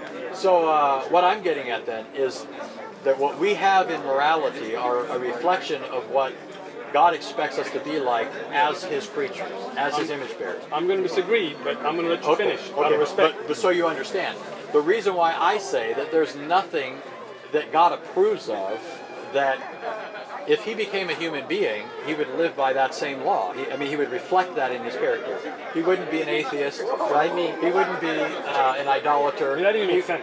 How could you be atheist and you are Exactly, God? exactly. So let me. So I'm telling you, it reflects Can I His respond character. But this responds to you. This responds to you asking if God became a human being. At least this is what I was thinking you were asking. Would this be possible for Him to do? And I'd say yes. Okay, now he gets 3 minutes or It's whatever. all right, Okay, it's all that's right. good. No, that's Let's good. just- I didn't know you were timing. I thought Yeah, you it were was. Because it was That's unfair. actually good. It was That's actually unfair. good. That's good. That's It's good. okay. You guys can speak. Don't You're worry definitely going to want to do that when Sam comes over. He's going to about it. He yaps a lot. you say like 2 minutes, 2 minutes, Everybody. 2 minutes, something like that. David Wood is saying Sam yaps a lot. I got you. Sam will talk your ears off, just so you know. I gotta invite you for tea, man. We're cool. All right, and you too, Anthony. Thank you. We gotta even it Thank out. you. Oh yeah, even it out. All right, so God, the Creator, has His set of rules that are separate from us, the creation. Okay? Even if God, na'udhu billah, like we seek refuge from Allah from this kind of thing, even if you try to say that God was on earth, I don't believe that God needed to poop or pee or rest or get angry and lose his senses as humans do. For example, let me finish. There is what we call pleading insanity, right? Like if you go to court and let's say you're married, like for example, and you come home and you find some dude in bed with your wife. You're like, this is crook, homie. Like you get crazy on him, you beat him, right? And you go to court and they say, hey, you know what, you beat a person. You would say, well, I was out of my senses. In a human court, we would accept that. We'd say, hey, you know, temporary insanity. We plead insanity, right? We would accept that's human. Right? So that's moral because, you know, you didn't know what you were doing. I don't believe that that's God's morality. God's above all of that. Let me finish, Anthony. Yeah. What am I at, right? 1.5. 1.5. Right? So when God created humans, He made the rules and regulations like marriage and inheritance and sexual intercourse and needs and desires, and sex is a desire. You know, getting hungry, getting tired, losing your senses because you're so hungry you need to eat. Those are human qualities. We don't give those to Allah. So that's why we would not agree on that. But you didn't even represent my point accurately. Oh, okay. My point had thought to you do. did. My point had to do with morality, and I probably. did too. I talked about morality. So- For example, somebody pleading insanity. So I don't we see- morally accept. But I don't think we should morally accept that. Really? Okay, so let me understand your point. A person is either, if a person happens upon somebody sleeping with his wife, he's either justified in taking the person's life or he isn't. Okay, so let's talk about it. Anthony, you come home. Yeah, I'm saying And he's you either some dude in he's bed with your either- wife. he's What would either- you do? He's either justified What would in you doing do? it. Well, but that's a different question. What? Because you don't want to answer it now? no. We're asking about the question of what's moral. It's not what would you do. What would you do? Surely Because you would act surely morally. you don't think I'm the standard of morality, right? Well, I think you're somebody who tries to be moral. I Of course, hope. of course. Do but you, let's- do you try but- to live a moral life? But both of us recognize we're creatures. We make mistakes. We're fallible. We're sinful. Exactly. Yes. And God is not. Right. So as those- part of those as feelings- God, he's Good. He's eternal. Perfect. Immutable. He all doesn't those get things. hungry. That's right. He doesn't get tired. But that's he doesn't not, need to go to those the aren't- bathroom. Those aren't moral issues. No, but this again. So that's the thing. He doesn't lose his ability to judge, right? Absolutely not. Okay. I wouldn't say so that if Jesus you, did. so when a human being does at certain times, right? But you're And we were morally- talking about morality. I'm talking about morality. You're Anthony. talking about pooping and peeing. No. Let's talk about this. Okay. Let's say somebody he is unable to. Are you looking over there? or I'm looking hearing over you, here? but I heard that. All right. I'm protecting you. Don't worry about it. I'm making Allah sure. protects us. Don't worry about it. But right? maybe he protects you by using this catheter. A future Muslim, inshallah. All right. So let's take this, okay? You get somebody moral, right? A moral human being, okay? You think Go. Jesus was moral? I believe Isa ibn Maryam was very moral. Okay, go ahead. Okay? Now, if you take a moral human being, as a human being, he can make mistakes, right? Human beings can't make mistakes. Yeah, but that's a false. I Wait, just said as a human being we can make we mistakes. can no, but you were saying you were using this to talk about Jesus. You I'm brought saying Jesus. no. I'm saying as a human But being. Jesus did not. Okay, so let's just talk about human. Do you think Jesus sinned at all, according to the Quran? I don't believe that I have any hadith or ayah in the Quran that mentions But we Jesus. agree on that. Let me finish. Jesus sinning, but could he, as a human being, make a mistake in judgment? He could. Any human being can. Does the Quran say that Jesus could make a mistake? So let me explain, right? خلق الإنسان ضعيفا, for example, right? Insan has weaknesses. That's in the Quran. And Jesus, if you and me, and at least as a Muslim, I can say he was insan, he was human, then the Quran tells that he has weaknesses. But Allah has no weaknesses. Separation, right? Now you feel me. So as a human being, we make mistakes. We make lapses in judgment that morally we're not held accountable for. Right? That's a lapse in judgment. We're talking about morality now. I'll give you another example. You're driving, right? And you are going a certain speed. You see somebody crossing. You think that at a certain break point, you're good. You try to brake, but you still hit it. It's an accident, right? You made a lapse in judgment. You go to court, you say, I tried, they came out of nowhere, I tried to brake as best as I could, I made a lapse in judgment, and the court tells you, you made a lapse in judgment, but it's not a sin. It's not a criminal act. You didn't intend for it to be. So you get a pass because you're human. God is not like that. God is perfect. God's judgments are perfect. He doesn't have that human shortcoming of lapse in judgment. Okay, and my response to that is, you're working in terms of an understanding of human nature from the Christian perspective, which is post-fall. Man is not post-fall. You know that we don't agree on the fall, but you know what that is, right? The fall. God made man. God made Adam. Adam sinned against God. God didn't make Adam as an already guilty individual. Adam was upright. Okay, I just want to understand this then. So God made Adam, right? And he had the ability to make judgment. Yes. And he can I finish? So when he chose to eat, I'm sorry. What I'm getting at is, you're taking what's true of mankind by virtue of the fall, and you're now applying that to Jesus. I don't think Jesus made errors in judgment. I don't think that he made moral mistakes. I don't think he made any mistakes. And I don't think the Quran says he does. In fact, I think the Quran makes him an exception to the rule. So all I'm getting at is these sorts of arguments against the incarnation don't really work. When we say that God became man, and you object and say, but God can't eat, I'm saying you're missing the point. He's eating because he became man. It's only if God can't become man that he can't eat. So that's not an argument against the idea that God could become man. And so all you're giving me are arguments that presuppose or beg the question against the incarnation. You understand what I'm saying? At least what I think, Again, so let's go back to this again. Okay. Right? Saying that God needs to go to the bathroom, right? To me, is against the nature of God. He doesn't have needs. He doesn't. Let me finish now, bro. How long was that? Right? I put in my finger. Right. keep Keep your finger up the whole time. How about that? There right? you go. Hey, don't you have that on It's a your shahada finger. yeah? Look, take a picture. Future Muslim right here. I feel you. All right. So now, when you say God having to go to the bathroom is against the point, that is the point, that God doesn't have those weaknesses that humans have. Those are against the nature of God, to have to use the bathroom, to have to sleep because he's tired, to have to worry about making the right judgment because he hasn't had enough nutrition. those things, to me, those things and God's perfect nature cannot mix, just as we would say, at least David said, that it would be against the nature of God to get married and have sex, and you said it would be, so I don't know, you guys can work that out at home, but I think that is not the nature of God to have those necessities. Now, you're only reiterating the point that I was asking you to address. The issue that we're trying to discuss is whether or not God could become man. God could become incarnate. You're raising objections that presuppose that he couldn't already. Okay? So that's not an argument against it. That's known in logic as begging the question. So you're saying God as God doesn't eat, doesn't sleep, doesn't die. I agree. It's by virtue of the incarnation that God eats, sleeps, dies, and so forth. So that's not an argument against the possibility of God becoming man. That's an argument that assumes he couldn't become man. Okay? So for example, if our argument was, could I get married and have children?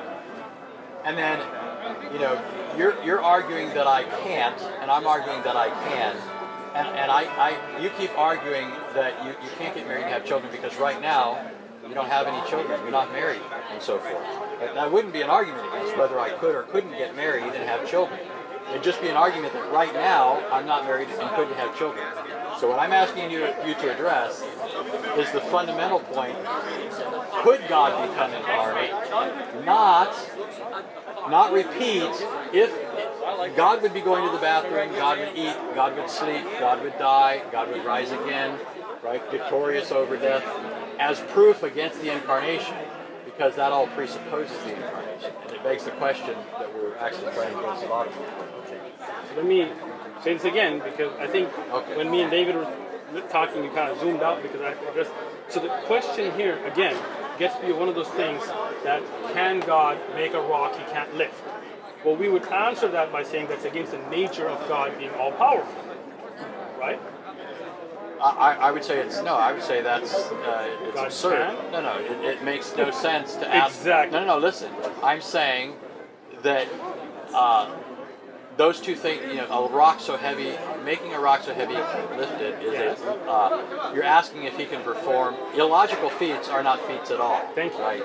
That's what you're asking. Exactly. But that's my point. I don't think God. But see, I don't think that God becoming a human being is exactly the same to thing. that. You do, Yeah. and that's why I'm asking you to demonstrate that. Excellent. And all you're doing is begging the question. No, I'm not. Let me explain are. again. Okay. When I asked David, for example, could we say that God gets a wife and has sex and has children and things like that? You said that would be against the nature of God, right? I meant like God just Yeah, like we're coming talking out and about doing God. something like. Yeah. But I would agree with Anthony's answer that if God had decided after the incarnation to do that, then he'd be able to do that sort of thing. Now we're saying God could get married and have sex and have children. I would say if God wanted to do that, and that was part of his eternal plan or something like that, he could do Let it. me ask you a simple question, right? Because let's say a guy comes up to you right now in a ballpark, right? There's all kinds of relatives here, right? And he comes and tells you, hey, God's married to my mom and has sex with her every night, right? For example, right? Would you believe that? You want the answer? My answer would be this, and I think this is something that we should have been discussing already. Excellent. We believe that we don't know anything about God apart from God's own voluntary revelation of himself. Excellent. So we are all beholden to him. Right? We are dependent on him for life and breath as well as anything we know about him. Right? And anything we know about him that's true is what he's told us. Anything we think we know independently of that is not something we can know to be true. Now, so what I'm getting at is, in the Bible, God revealed himself through the prophets and prepared the world for just what happened in the incarnation. When it says in Galatians 4, for example, that in the fullness of time God sent forth his Son, born of a woman, made under the law, so that he might redeem those who were under the law, right? This is the point of the incarnation. When he says that, this happened in the fullness of time, he's saying that this is the outworking, the culmination, the fulfillment of what had been revealed through the prophets in long ages past. Among those passages that teach that, you have, for example, and I know you've heard some of these, Isaiah 9:6, that he would be the mighty God. Jeremiah 23:6 said that the child that would be born would be Jehovah, our righteousness. Malachi 5:2 says that he would be the one whose origins are eternal, right? He has no beginning, no end. He's from of old. So those are the sorts of things that, for me, are necessary in order to adopt this belief, so that when he fulfills these things, I say, okay, that's the one who was announced. This guy popping up out of the middle of nowhere is not showing up in the fullness of time. Okay. He's not fulfilling prior prophecy. Okay. He's not doing the sorts of things that the Old Testament shows God could do. God appeared to Abraham in Genesis 18. God appeared to Moses in Exodus 3, to numerous prophets. In the Christian view, those things were not only not impossible for God, he revealed that these were possibilities and that they would be a future actuality when Jesus became flesh. Anthony, with all due respect, that was just preacher mode. That was explaining to you. That was explaining The to you. question again is about that possibility. So if somebody comes and tells you that, right, other than saying that it's not in the Bible, right, which obviously is not because it's post-Bible, would you say conceptually that makes sense, that God comes, got married to his mom, and hits it every now and then? In principle, I've already answered you saying that the incarnation happened. God became flesh in the womb of Mary and was born of her, So you're and saying, fulfilled the prophetic scriptures. okay, You're asking me if some guy popped up out of the blue. yes, I think it would be a natural reaction to that sort of thing if you don't have word from God, century after century, preparing the world for this very event. gotcha. So when it happens, and then that man, on top of everything else, lives a perfect life. So again, you're And avoiding the question. on top, I'm not avoiding the question. This is the logic of Christianity. This is how it That's works. the problem. Well, you think it's a problem, I mean- but you've yet to demonstrate it. You've begged the question, but you haven't answered it. Look, it's a very simple question, and you're going all around it, right?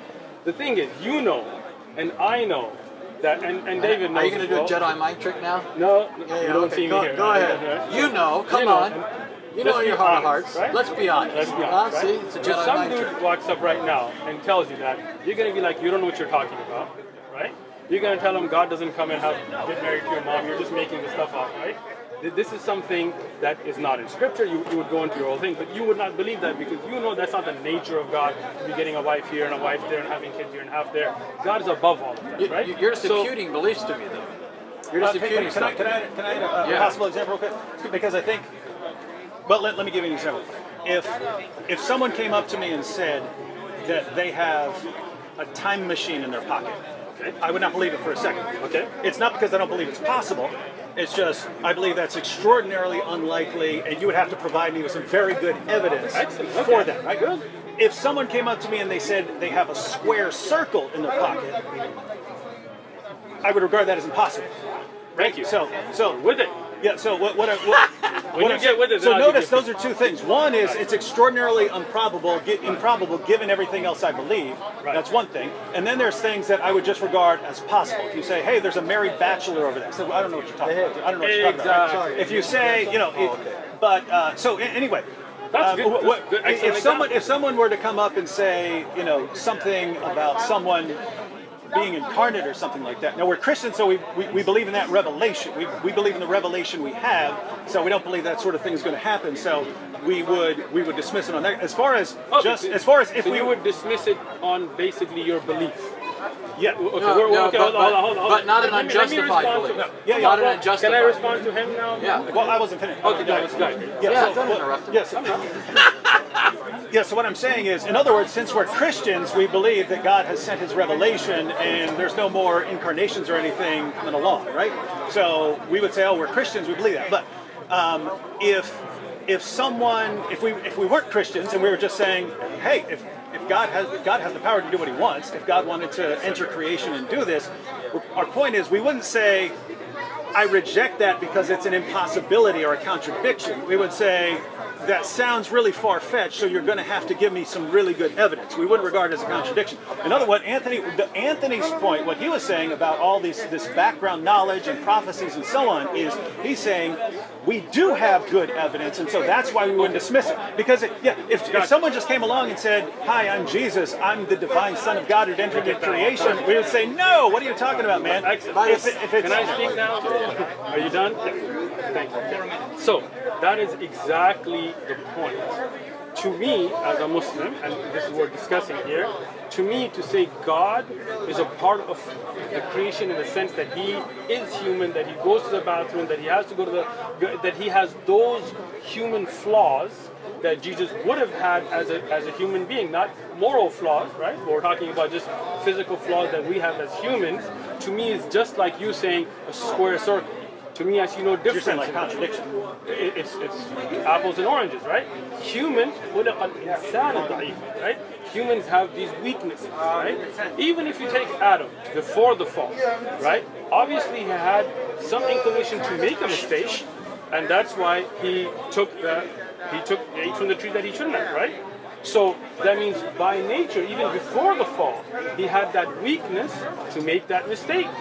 But Allah doesn't. The Creator does not. The Creator does not cry out and say, my God, my God. This is a human attribute where you are calling out to your Creator, right? Now, if the Creator is God Himself, He doesn't call out to Himself. He doesn't say, my God. Like you never see the Father in the Bible saying, my God, right? David? So, well, yeah. Let him, I asked David, bro, Anthony, David. Is your name David? I said, right, David? So, well, we were talking. He was just. Well, he made a point, so I responded to his point. He made a good point. I agree with it. So I'll take that as a response to me. I was going to jump in with that. Oh, okay. Example. Okay. Go ahead. Oh yeah, so something that I don't know your beliefs about the Quran, and I'm not changing the subject. I'm just yeah, I've got it for like the last. No, I just asked you a question right now. Yeah, it wouldn't make sense for the Father to cry out, my God, right? But Why? that's no. Apart from becoming incarnate. Yeah, apart from becoming. Apart from the becoming Father. incarnate. Right. Do you ever see the Father saying, my God? He refers to the Son as. What? Man, David, you got like a king to us or something? Like you pull strings? Why are you so afraid to hear a couple people? I will talk to you. It's not like I'm going to let you talk too. I'm going to let him talk first, and then I'll talk to you. No, I've been talking to you this whole time. So the question, David, is, do you ever find the Father saying, my God? He calls Jesus God. My God? No, if you're talking about Jesus crying out, my God, you say, no, the Father doesn't do that. Right, Okay, you're right. We don't believe Gotcha. So the Father, then that's the nature of the Creator. He doesn't call out. He is the one you call out to. That's the nature of God. And the nature of humans is we have weaknesses, so we call out to our Creator. Right? This is the exact point you're missing. Right? Humans have those shortcomings, those needs, those necessities that the Creator doesn't. So the Creator doesn't call out and say, my God, why have you forsaken me? But a human would. Yeah, and so this, yeah, He was human. Yeah, and so, but he was God. I just wanted. He became flesh. But he was completely God. You don't realize you're begging the question. I want What is the logical I'm fallacy? making a very clear distinction. I want to give an example. So I don't know exactly what you believe about the Quran and the speech I of, believe in the speech of Allah and so on. Yeah. But lots of Muslims tell me that Allah's speech is eternal, co-eternal with Allah. Sure. And this isn't. I'm not changing the subject here. This is an example. This is an example of what we're talking about. So, if the Quran is Allah's eternal speech, then if you were to say, hey, does it make sense does the Quran have a beginning? Something like that. I would say, no, if it's eternal, then it has no beginning. You're right. If you said, can it be corrupted? I would say, no, it's divine. It can't be corrupted, right? So if you were to ask these kinds of questions, I would say, as far as the eternal speech of Allah or an attribute of God, I would say those kinds of things, it doesn't make sense to raise those kinds of questions, right?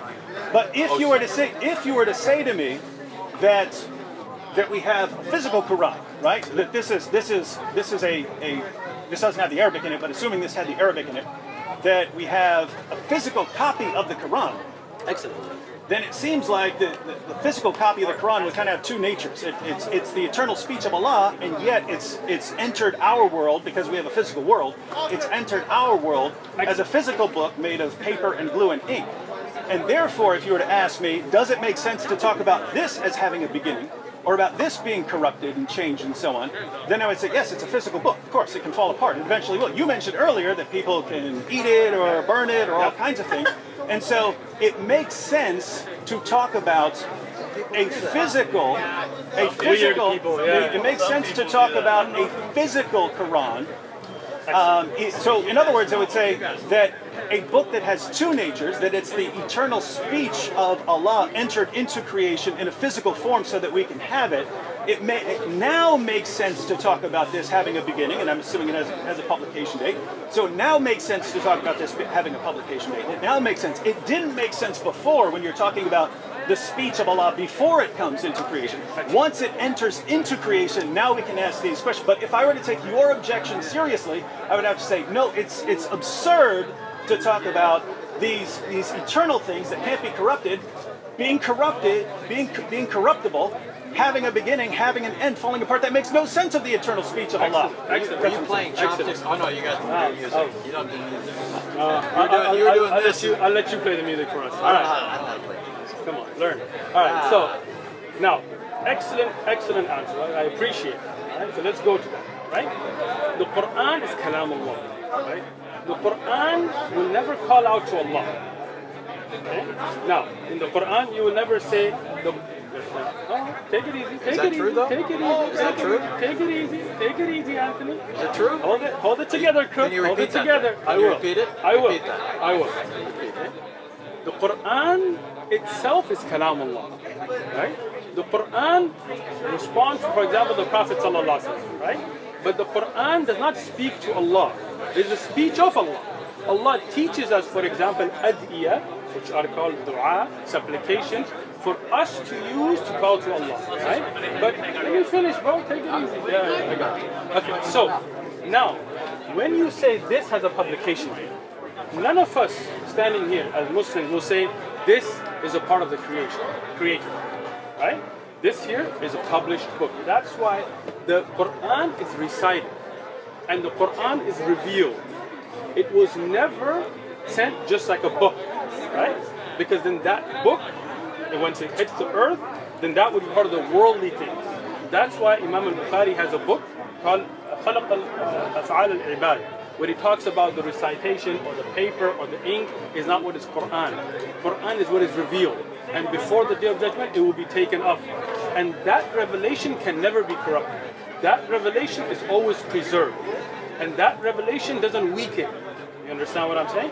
Now, when you talk about Jesus now, on the other hand, when you say that he came and he became human, but then at the same breath you say that he's always one. God is not divisible. So you're saying that that is God himself, even though he's human, and even though he is God, the Father and him are the same thing, but he's saying, oh my God, why have you forsaken me? That makes absolutely no sense.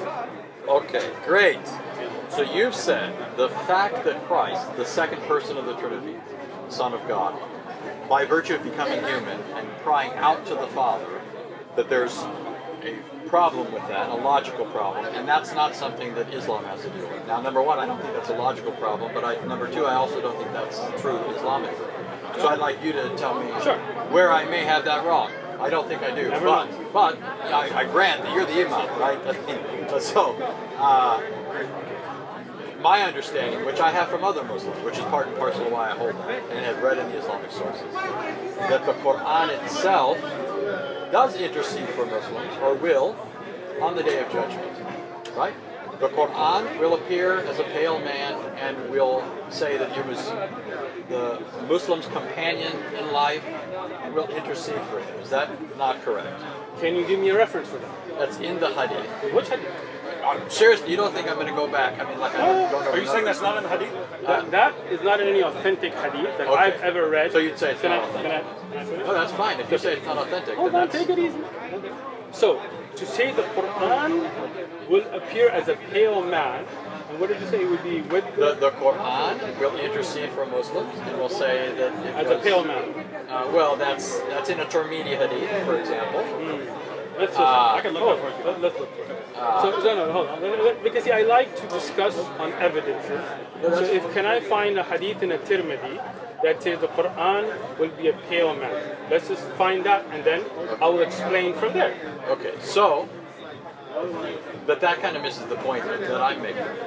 You're focused on the pale man part, but I think you and I both know that it's classically Islamic to say the Quran will intercede. So let me explain the shifa of the Quran? Yeah, so explain that. Excellent. The Quran is kalamullah. You said, you told us that part. That's part of the explanation. Okay, Take it go easy, ahead. Andy. Okay. The Quran that is read by us, right, when we read the Quran, that Kalam Allah will be a evidence for us. Do you understand what I mean? That the fact that we stayed up at night and read the Quran will make shifa. It will be an intercession. It will not be asking Allah for help or asking Allah separately than anything. It is only the fact that that good deed will be an intercession for you. Like if you had read the actual hadith, it talks about the Quran and another hadith about the siyam, the fasting.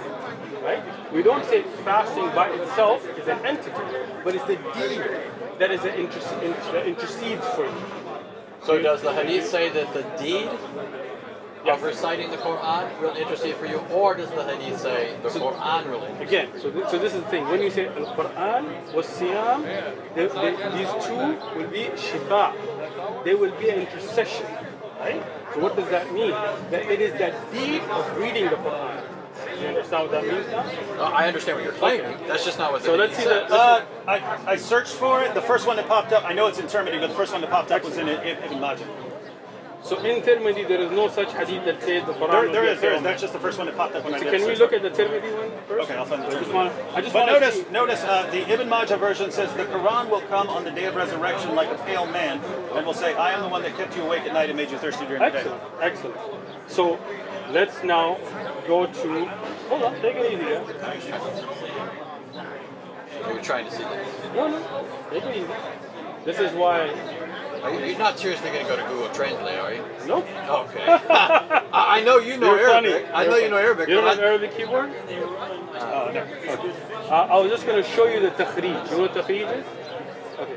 The checking of the narration. Okay. This narration of Ibn Majah is a very weak narration. They didn't grade it this week. Can you show me their grading? Yeah, it's in Hassan. Just hit back. It's in Arabic now. You just ruined his phone. You can't see anything in English he'll now. see. Where does it say Hassan? No, this is Darus Salam's grade, right? So this is not sunnah.com, just a website. Okay? So Darus Salam. Darus Salam is a publishing house, right? That's not the Yeah, grading. but they gave the rating according to Hadith scholars, right? They're not just making it up. No. So we need to. I know this hadith, and that's why I was telling you, right? And I can show you the weakness in it if you like. Darus Salam is a publishing house, not a scholar itself, right? Their grading by itself is not a hujjah, it's not an evidence. You have to look at the evidence from the scholars of hadith. Is that what I'm saying? That's why I asked you, right? Now, if you like, and if you, how long are you going to send me? So let me just finish. How long are you going to send me? We're leaving tonight. I was going to invite you to my house. I have a Majah. Man, I appreciate the fact that you would have invited You got me. dinner, you got tea, I got you. Right? And I would sit with you and explain to you from the Sharh of Ibn Majah why this hadith is da'if actually. Because I teach Aqidah and I taught the subject. Okay? In the authentic narration, and again, this is not a Tirmidhi by the way, anyway. Let me see the Tirmidhi riwayah. You said you had a Tirmidhi riwayah? So I can. I said I had to search for it. I'll wait. In the authentic narration, it does not mention the pale man. That's what I was trying to explain to you. Rather, the Quran and its shifa is from the one who stayed up at night. So the shifa is the Quran asking intercession from the deed of you staying up nights. You understand the understanding, right? Yeah. Now, when you look at Jesus calling out on the cross according to the Bible that you believe in, right? Saying, oh my God, why have you forsaken me? That is not about a deed that you did. That is one entity calling out to another entity for help and asking, why have you forsaken me? Is that correct or wrong? So that you know, I'm not saying I have any problem with that. I absolutely affirm that. So the second person of the Trinity took on a human nature. So he was no by longer virtue, God. No, he was both God and man, and by virtue of the incarnation, was able to call out to the Father as God. Okay, so I want to understand. I wasn't trying to give an apology. Okay, for so that. I want to understand. absolutely affirm that. Okay, so let me understand what you affirm. You're saying Jesus came to earth and became a man. Absolutely. So was he that all-powerful, all-being, has no need to God at that time or not? He was both God and man. Again, that's like a square circle. You right? could say that's like a square circle. Because God has no needs, right? As his divine nature. So think of it this way. I mean, it's not that hard, really. It is hard. It's confusing. It's like a square circle. You're asserting that it is. But to me, there hasn't been a demonstration of that. What I'm getting at is as God. So as an example, you think man has a soul, man has a body, yes. right? your soul and your body are not the same thing. They're both you. True. We don't want to get into a whole tangent here. I'm with you. But there are things that are true of you bodily that aren't true of you in terms of your soul or spirit. Okay. Right? If your body dies, does your soul die? No. No. As Christians, we believe Christ is both God and man, just like man is body and soul. Right? Man has those two constituent elements. But so all I'm saying is, although the attributes of Christ as God are such as he is omniscient, omnipotent, omnibenevolent, all of these things, his human attributes and qualities are most definitely character. He's in one place at one time. He gets hungry. He slept. He wept. He died. Did he go to the bathroom? He absolutely. God went to the bathroom. Yeah. God became flesh And went to the bathroom. dwelt among us, and Did he get diarrhea? secured self. He died on the cross. What more do you want than That's that? pretty. What more do you want than that, huh? You are Muslim, aren't you? Huh? This He is the died on the secret, cross. right? You're he looking, got tortured. Yeah. Absolutely. He got God his beard got plucked tortured. out. God. Beard plucked out. His Ooh. back was whipped. Gotcha. Huh? Yeah. And it he gets cried pretty out to gruesome. who? He cried out to his father. But he didn't say Father. He said God. But his said, father "My God." is God. That's But he is God. yes. That doesn't make sense now. Now you're Again, saying it doesn't make sense. That But doesn't we make already sense. talked about that earlier. Yeah, but, and When it we- didn't make sense earlier. No. Let me, Well, then it doesn't make sense to say Allah has sifat. of course it does. No. Allah's You can't sifat say of are course part of Him. Christ Allah's is a part of the Father. But Allah's and his sifat essence. don't separate. Allah's sifat don't need to go to the bathroom. The Son, Allah's sifat. Uh-huh. Huh? You believe that the Quran is the Again, instantiation in some I sense? just told you earlier. No, I heard what you no, said. No, you didn't. I did. No Muslim says that this right in your hand is a part of Allah. Well, first of all, that's not even an error. Exactly. So for So you I- to lift this so up I- doesn't make any well, sense, right? But you Let me- knew what I let me- meant. I This do. represents that. And I will tell you, as I told David, when you didn't listen, I guess, but I'll say it again. You guys, all right, No, say I'm it. listening All to you, right. but I'm also finding what you want because I can do it Excellent. really quickly. Okay, so now the issue gets to be the sifat of Allah are a part of Allah. Even if Allah reveals, you understand the difference between revealing and becoming separate, right? The sifat of Allah never have weaknesses. You can burn the written copy because that's not the Quran. The Quran is what is recited. It cannot be corrupted. Somebody can make a mistake in their reading, but their reading is not the sifat of Allah. Now Jesus saying, "My God." Jesus, human nature, is not part of his divine essence. Okay, so that's Christ- that's the confusing part here because you're saying that the soul is a part of me. Without the soul, I can't exist. Right? Right? But you are your soul. You are. your Thank you. soul. So if you are your soul, Soul. and then Jesus is his soul, and you're saying that's God. So for God to be now saying "my God" makes that doesn't make sense. No. But you misunderstood me. I think Christ has both a human soul and a human body, and his divine nature. Man is both Christ body and soul. is three things. No, well, this is classic Christianity. extra. If you're just learning this, I'm just learning it from you. Okay, good. But you're such a good explainer. This is classic Chalcedonian. You've heard of Excellent. Chalcedon, right? I have. Chalcedon was a Christian creed, 451. The classic Chalcedonian statement is just like man is body and soul, God and man is one Christ. Let me just ask that. But here, Let me just ask, I want to understand that. Let me just okay. So Christ, according to you, he was human. He had a soul, real body and soul. Human. and he was God. That's three things in Christ. So he has all the attributes of humanity, body and soul, and he has a divine nature. That's what I just said, right? So human nature and divine nature. So he has a soul. Absolutely. When was his soul created? So again, the soul of Christ it's human. Okay. Right? So when was his human soul created? Christ became man, he became incarnate. In the womb of So Mary. the soul. The question It's is a very simple. simple question. Yes, Nobody else can. Go ahead. Yeah. When was his soul created? The soul of Christ. I'm saying that the humanity of Christ, body and soul, Yes. starts at the point of conception, virgin birth. Okay. Can you give me any reference in the Bible about when the soul of Jesus was created, as you just gave that answer, but about the soul? So the Bible teaches that man's soul is formed along with his body. It's formed within him. So Okay, Psalm man.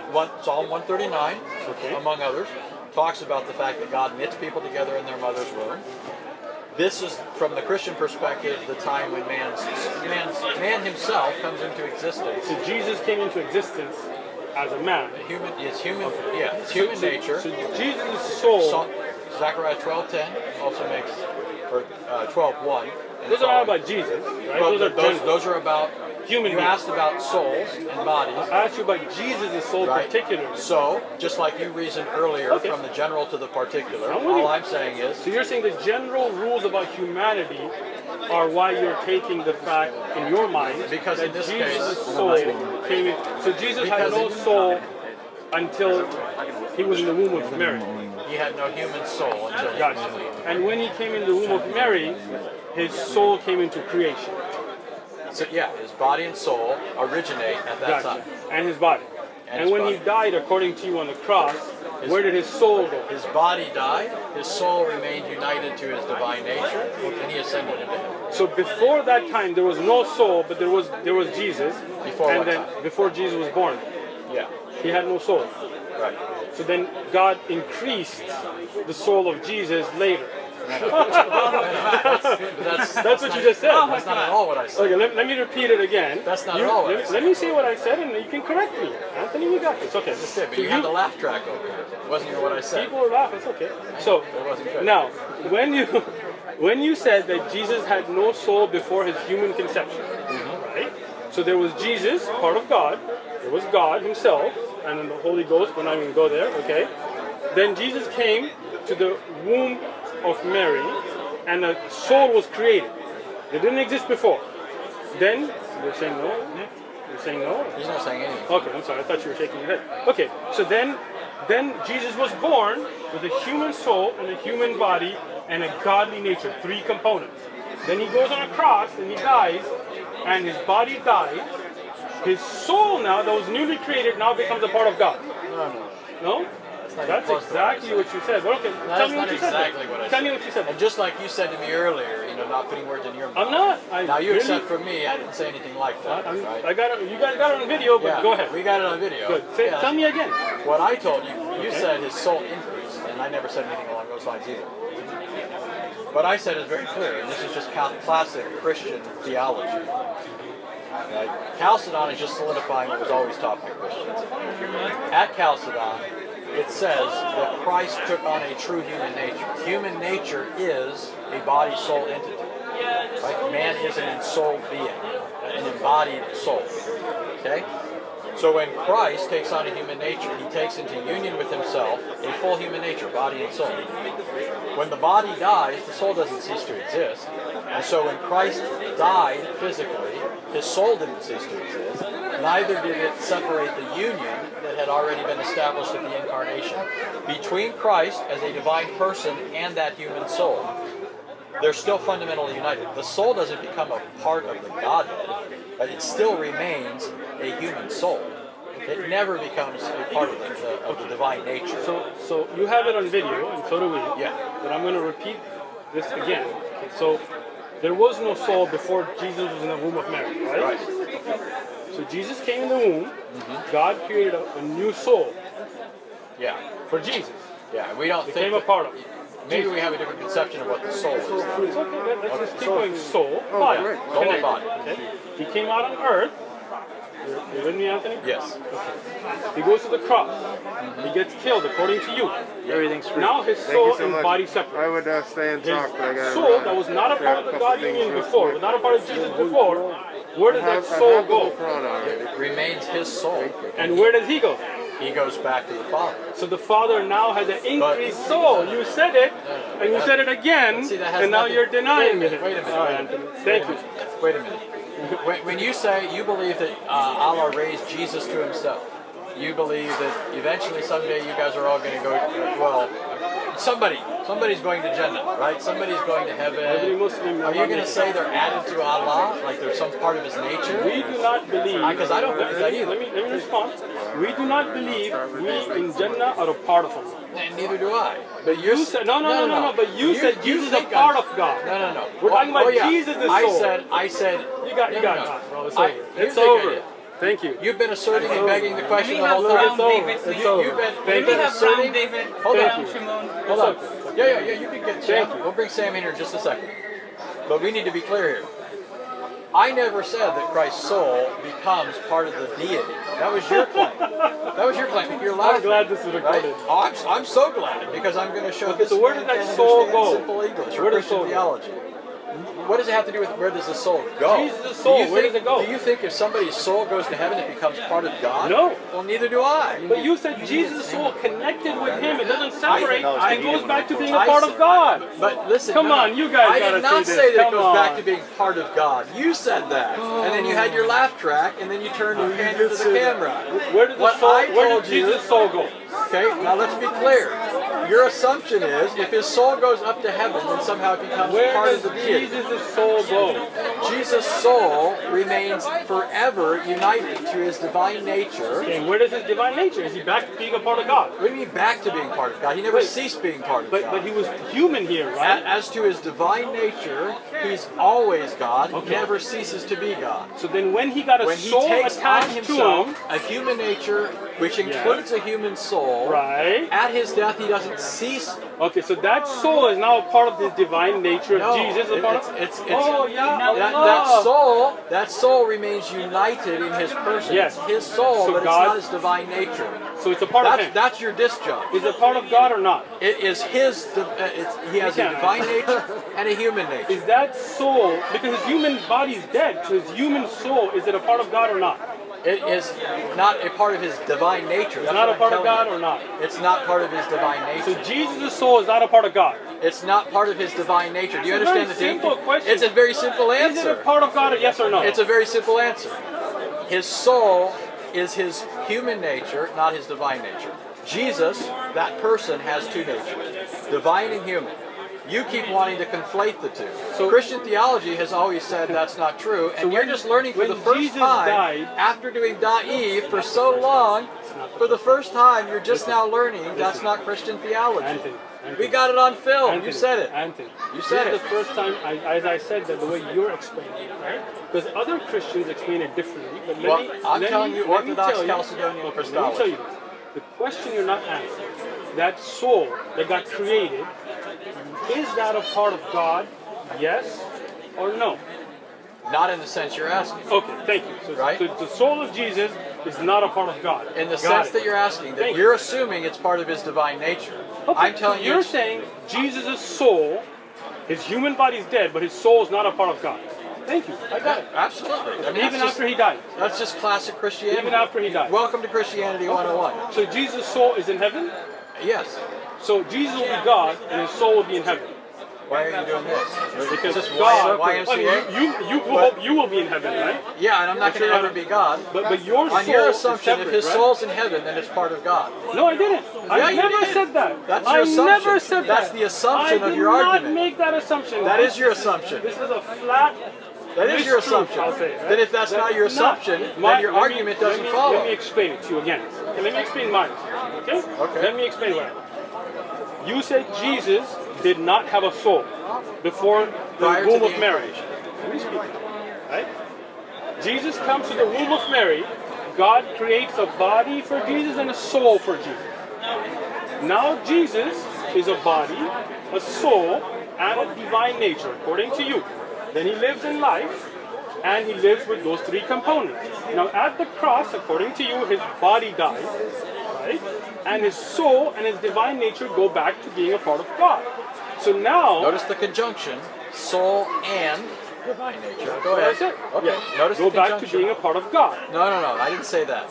That's where you keep Okay? making the false so, turn. So where does the soul go? You're confusing location with ontology. Okay. You seem to think that Christ's location means some fundamental change in his ontology. Christ on That's earth. just a complete category Christ mistake. on earth That's was God it's walking incredibly around, irrational. right? This whole time in this argument, you've been saying that you object to the incarnation because it's irrational, and now you're being as irrational as possible. I'm not. You keep making a false turn that rests on the false assumption that if Jesus goes to the Father, then something about his ontology changes. That's just utterly fallacious. Okay, That's just utterly fallacious. When Even Jesus if you was show your walking, teeth. walking around on Even earth, if you show your teeth. when I mean, Jesus come was on. walking around, was he God himself? He was both God and man. Okay, so as God, he was walking on earth Absolutely. in a human form With a human body, and a absolutely. human soul, And a human soul. and that changed What changed? when he died on the cross. His body died and went to the Excellent. dust. His soul remained his soul, but never his divine nature. It's still not his part of his So divine his nature. soul then, Never becomes part of his divine nature. so his soul will never be a part of God. it'll never be a part of his divine nature. Christ is one person, right? Yeah, he's a divine person. He has two natures. I understand you. Okay. I don't agree with it. Well, okay, well, I didn't expect you to agree at this point, but I'm saying you understand what it is now. Though. David, do you have the same? You understand at Do you this agree point that the soul of Christ is not a part of God? it's not a part of his divine nature. You believe that? David would. That's basic Christianity. I mean, I mean, many Christians here, preachers and pastors, have said the soul of Christ is a part of God. Right? Well- But you're saying it's not. Okay. But understand. see, I don't know how you're they saying mean the it. soul of Christ was created, and when Christ died, his soul does not become God. absolutely not. Okay. His soul is in heaven. So let me just say this then. I can't speak for other Christians, right? In this sense, the people you've talked to, right? I'm not going to say you're misrepresenting them. There are can talk. possibilities, right? No. I'm saying they might be speaking less than precisely, Okay. or you might be misunderstanding them. I can tell you this, even with all the laugh tracks going on, I can tell you this. Historic, classic Christianity, in terms of its official formal creeds and confessions, teaches exactly what I just told you, Okay. right? The Chalcedonian Creed, which is historic Christianity in its affirmation of the natures of Christ, has always affirmed that Christ had a fully human nature, Okay. and those two natures forever are distinct. His human nature could never be his divine nature. Never. So the soul of Christ is not a part of God. It's not a part of his divine essence, his nature, right? And this goes back to a fundamental distinction of Christianity that I think we agree on. And you would hold it as a Muslim, not as I'm not saying you hold this. The creator-creature distinction. There's an absolute distinction between the two. Yes. And so as Christians, we affirm that distinction, and we don't believe the incarnation ever blurs that distinction. We believe Jesus was a creation. Alaikum salam. Well, you believe he only was a human being, right? A creation. Yeah, and But we you believe he was a creation and the creator. we believe that he was the That's creator who took upon himself a human nature. So again, that means you which mix the never, two. which never become mixed. Again, if you read the Chalcedonian Creed, it says without admixture, without intermixing. So classic Christianity has always said those two natures remain distinct. They're both natures of the divine word. They belong to the word, but they never become the other. His divine nature forever remains divine. His human nature forever remains human. But his human nature started at the womb of Mary. Yes, because it's human. And his body died. His body and his died. soul will live, but never be a part of God. It'll always be united in his one person. It'll never be his divine nature. In the one person with the Father, Yeah. so soul then is now united with the Father. The Son is always one with the Father. Okay? Right? There's no change to the divine nature. You There think it is, because you just added a soul to it. No. It's united with it, right? You don't even seem to Is the understand. soul united with Jesus forever or not? It's hypostatically. It's not ontologically. They don't become fused. I think you're thinking in terms of. That's what it sounds There's like, some right? tangible substance called deity, and there's this other tangible stuff, and they get glued or something. Let me just explain. That's not what I'm because saying. in your idea of God, right? There are three components, right? What do you mean by what components are you referring to here? Father, the Son, and the Holy Ghost. I wasn't sure if you were still talking about Christ, divine nature, human nature. Oh, that is Christ, one of the three, right? Up here, yeah, but Yeah, I up didn't here. know what Okay, I three got you. components you're talking about here. I get you. Just trying to be I clear. know I like to be clear. So, what I'm talking about is God, in your understanding, has three distinct components that come together as one. The Father, That would be like us saying you believe that Allah has these components, his face and his shin and so on, that come together as Allah. It wouldn't, know. because that's It what wouldn't. it wouldn't. Let me explain We why don't- not. no, but we because don't believe Allah's yed, for example, doesn't detach and come walk around on earth. But we don't think Christ detached. That's just not our view. you do say that God took on human form. Yeah. Human nature. Okay, so We also believe that God is everywhere, so there's no detachment. It's not like when I say he took on, that's metaphorical. I don't mean. if that God is somehow everywhere, his then what's the deity- difference between you and Jesus? You're both God. God is everywhere, so God's in you, right? But see, why do basic terms break down like that? You move from saying God is everywhere to saying God is everything. Those are two different terms. So that's the thing. Jesus was God, you're saying, not present at Jesus. So that's why you're trying to confuse the issue, because there's a distinction. You're saying... I'm making the distinction, you're not. I am. No, you're not. So when you say God is everywhere, Yep. you don't mean He's everywhere in the sense that Jesus was here. Oh, you mean in the sense that Jesus as incarnate? Yes. Okay, yeah. Incarnate, So there is there's a distinction. that's your breakdown. Okay, so let's take it back to that. So when Jesus was walking around, it is different from God just being everywhere, according to you. Because there's a hypostatic. You know what the term hypostatic means? Okay. Yes. There's a hypostatic union. Hypostatic pertains to his person. So that means The person of the Son is not a physical, tangible thing.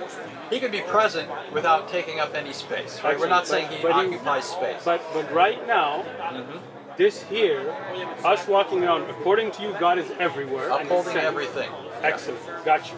But when Jesus is walking around, now this is different than just saying God is everywhere, because you're saying, absolutely. Thank you. Okay. So when Jesus came to earth, not that he was already everywhere, like that, you No, can't go on a loop, he is always everywhere. but there's a difference, right, of Jesus coming physically, right? Yeah. He's incarnate in the womb. Though. Yes or no? Right? That flesh doesn't come from heaven. Thank you. But that connection Yeah. is from in the heaven. womb. Starts in the womb. Excellent. So now, when Jesus, according to you, was walking around, he was God walking around, right? God In the human form. and man. He is both God and man Got walking it. around. Yes. Got it. That So person. that is different. That person. Excellent. So that is different than right now when you could say God is everywhere, but he's not walking around as a person, right? Yeah, but the fact that he's everywhere makes that sort of thing possible. Right. But again, like you said, it is not the same as him just being everywhere regularly. No, of course not. Okay, thank you. So when That would God... destroy the uniqueness of the incarnation. Exactly, and that's what I'm saying. When I was saying that, you were like, well, he's everywhere anyway. No. Like, well, then that doesn't make sense. So let's go back to that. He's in the womb, and now a soul is created. I was not there before. Right? Yeah, well, I'm still trying to figure out why we're back here again. Because you went in a loop, that's why. No, you went on a loop. Okay, so let's go back. Okay, that soul gets connected now to God, to Jesus. Right? Jesus is a now, divine person with a divine nature. Now has a soul connected to him. Now this human nature is brought into union with his divine Thank you. through his one person. Thank you. It becomes the nature of that person. Now the body will die, Yeah. but now that soul will remain fused, But right? I That's know what you're you saying? mean by fused, though. But well, I'm saying it's still his nature. Okay. It's still his. That Okay. soul is his soul. Okay. But But it's fused, not a part see, of God. It's not a part of his divine nature. Gotcha. They're always But something new got connected to God, right? But what do you mean by connected? You're acting like these are What do you Legos. mean? No. You're telling me they're like Legos, right? No, I'm God telling you came they're in and not. you plug the human body and you I'm plug the telling you soul, they're not. and then the human And body that's- falls off and the soul connects, And that's right? why you're what shooting saying. randomly and hitting air. All right. Well, it's nice talking to you, man. Thank you. Thank you. So now David, you I want wish now you want Sam? I want Sam. Look, let me explain this, right? I don't mean like No. I don't want you Sam. need this. Listen No, to I me. mean Listen. like You guys are welcome anytime. We're not here to debate. We're here to give da'wah. If somebody Didn't you wants, invite Christian Prince to debate and said you're willing to debate everyone? Can I, let me finish. Let me finish, and you'll get the answer. You're doing the Anthony thing now, right, David? You were doing so good so far, right? yeah, David. Wait a minute. No, I I gotta do the I David thought you were thing now. inviting people to debate, so if you're saying you weren't doing that, then I was Let me just wondering. explain, and I've said it many times, right? Come on, David. Which, Let him talk. thank you, David. See, Anthony, I gotta you get the first dub this time. I still leave you hanging. You don't even know. You So don't even know. we are du'at. We are giving da'wah. Yeah. If somebody wants to debate, they're more than welcome to come. You understand the difference? Yeah. Okay. So Christian princess, a prince, whatever. I'm sorry. You got that in for the cameras. I've said that many a time. I know. I have to tell Mr. Prince, if you're afraid to show your face, I can get you a little niqab. What do you think about that idea? You could put like a little scarf on, and that way he won't show his face, and he can come in person like you guys. So for the record, I have no idea why he doesn't want to be seen. Princess, He Prince, doesn't. he doesn't know why you don't want to show your face. No. Christian You Prince. guys heard that Christian Prince. Anthony saying, why aren't you showing Christian your face? Prince is. Anthony is saying I don't know Christian Prince. So I don't know him either. I have no idea why he doesn't want to be. Me neither. But that doesn't mean he's afraid. Well, I mean, there's some reason, right? And neither one of us know. So since neither one of us know, you have a job, I'm sure. Since neither one of us know, just like you said earlier, you're not going to assert something. You're a YouTuber. That's your job. That's my main job. That's your main job. You do this for money? Wow. What about you? What do you do? I do a number of things. I am a pastor. I told you that at the start. Cool. I serve in prisons. That's nice. I'm the regional I used to do director the same thing. in South Carolina for prisons. I was converted at 18 in prison. So I've always had a love for prisoners, want to go in prisons. And I also, Careful how you say that, but all right. and then I also have a night job where I do a lot of online. So Christian Prince, we are together making an offer that if you would like to have a conversation like this and you don't want to show your face, I'm offering to bring you a niqab so you can cover your face, and we had a respectful nobody got hurt, nobody got beat up, nobody got fired, right? So we're making that offer to you. Nobody got fired. I mean, I work a regular job. Not yet. Not yet. Maybe I will. I'll take it for God. No problem. I'm not afraid. With that said, assuming he has some reason, like maybe his job doesn't want him out there showing himself or something like that, why wouldn't it be acceptable then to debate him online or something like that? Excellent. So the thing that happens online that we see is that somebody has a mute button, right? And what happens is, as we've, and again, I don't watch his channel, but what brothers have sent me clips and things, he just mutes them and talks over. So that doesn't really benefit. Like, you see how we had a respectful conversation? We tried to keep it in person. And look, he doesn't have to fly here. If he wants to fly, need to come somewhere, he can give me his address, no problem. I'll fly there. I'm not afraid of you coming here. He shouldn't be afraid of coming here either, right? So let me say this on what I'm saying is, I prefer this kind of conversation where we can have a conversation, not just mute each other and yell over each other, and somebody controls a button and somebody throws references without being here, right? This is why. I like that. Let me say Good. this. Let me just say this. I think there are channels on both sides that do some of that. Sure. People control that's why I don't enter into some things. I don't do Skype. I don't do Zoom. I think do there this. are channels where both sides have been respectable in the course of things. Christian Prince has not. And you know that. No, I don't know anything. No. Watch the show. Listen to me. Listen to me. I haven't watched. I'm not like. You don't watch the show? I'm not like a big. I don't watch all sorts of things. Have you watched the show or not? No, I mean I've seen. Like you, I can honestly say before God, I've probably seen about as much as you have, right? And you haven't seen much. And I haven't You're not seen a big much. fan of Christian Prince, I guess. I'm not saying anything either way. I just don't. Gotcha. I'm not. I don't know who the ruler is of Zamunda. Then you wouldn't be a big fan of the rules of Moses. I know. King Jaffe Jafar. I'm just saying I don't know. So what I just say, don't get around I much. appreciate the civil conversation. Right? And again, we are du'at. We're giving da'wah towards the oneness of Allah. We believe Allah is one. He doesn't become two. He doesn't become three. His sifat, his self. Let me finish. Come on, Anthony, we're doing so good. We're still doing good. This is our closing. All right, our closing. So let me close. Okay, you close. I'll let you go first. You're the guest. Oh yeah. Why don't you guys take two minutes each or something like Excellent. that Go ahead. to close out? That work? Oh sure. You want me? I'm Don't worry. I'll let you speak. I'll say this. I think we've gotten our major points out there. Excellent. We've gotten some perspective. I think we've had a pleasurable dialogue. I've enjoyed you. I've expressed some of the things that I like. I love the fact that Muslims are willing to engage. I hope that never changes, unless, of course, they become Christian. That's the ultimate goal from our perspective, just like yours is for us to become Muslim.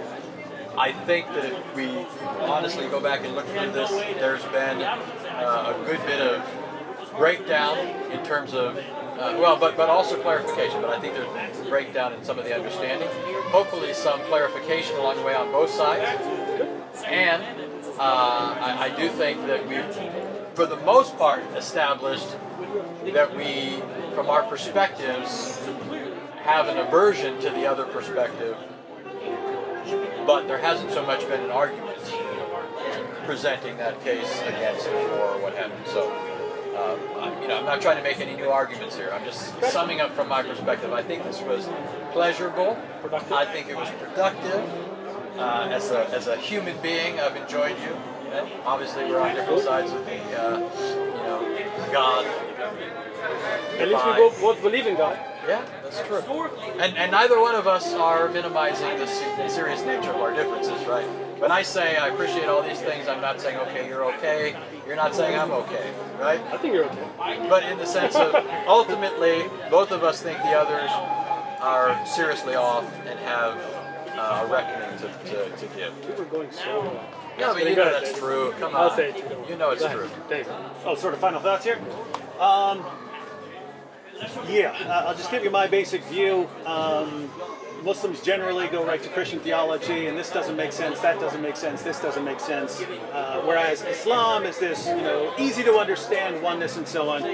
My view is that when you really get into Islamic theology, you're talking about the attributes of Allah and the Quran and the nature of the Quran and the eternality of the Quran and the spirit of Allah and all these things.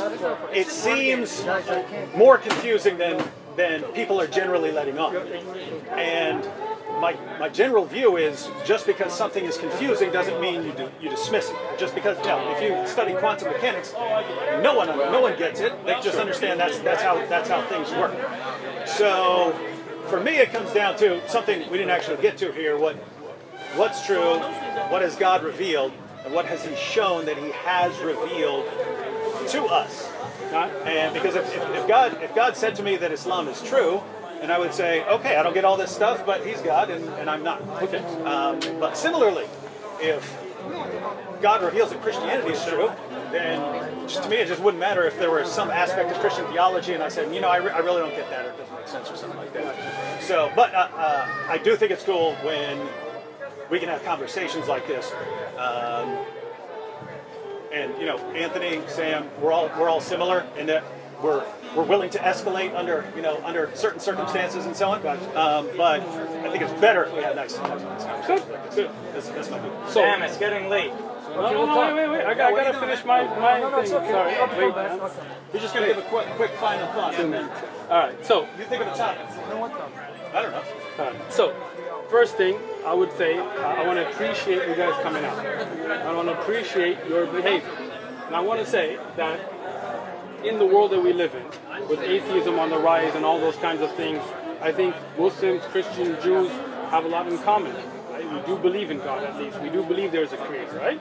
And that's something to focus on. I don't think this is really like a butting head war type of situation that some people want to make it, right?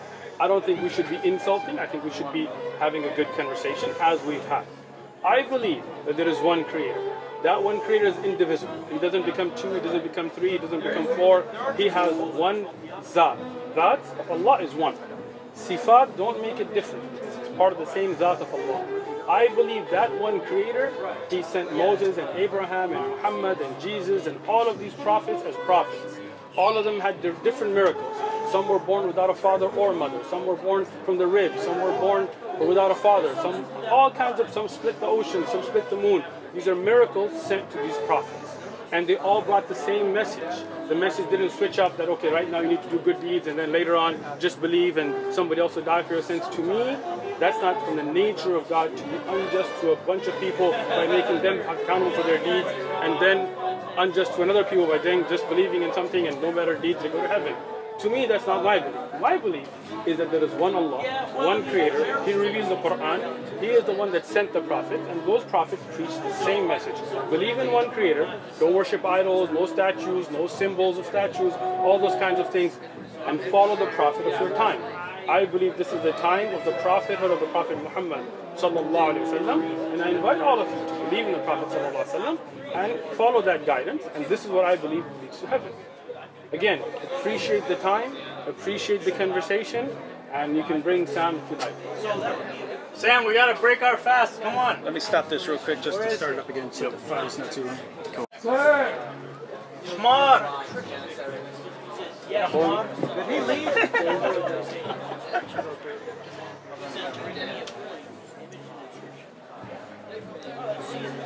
Wait, what's this supposed to be?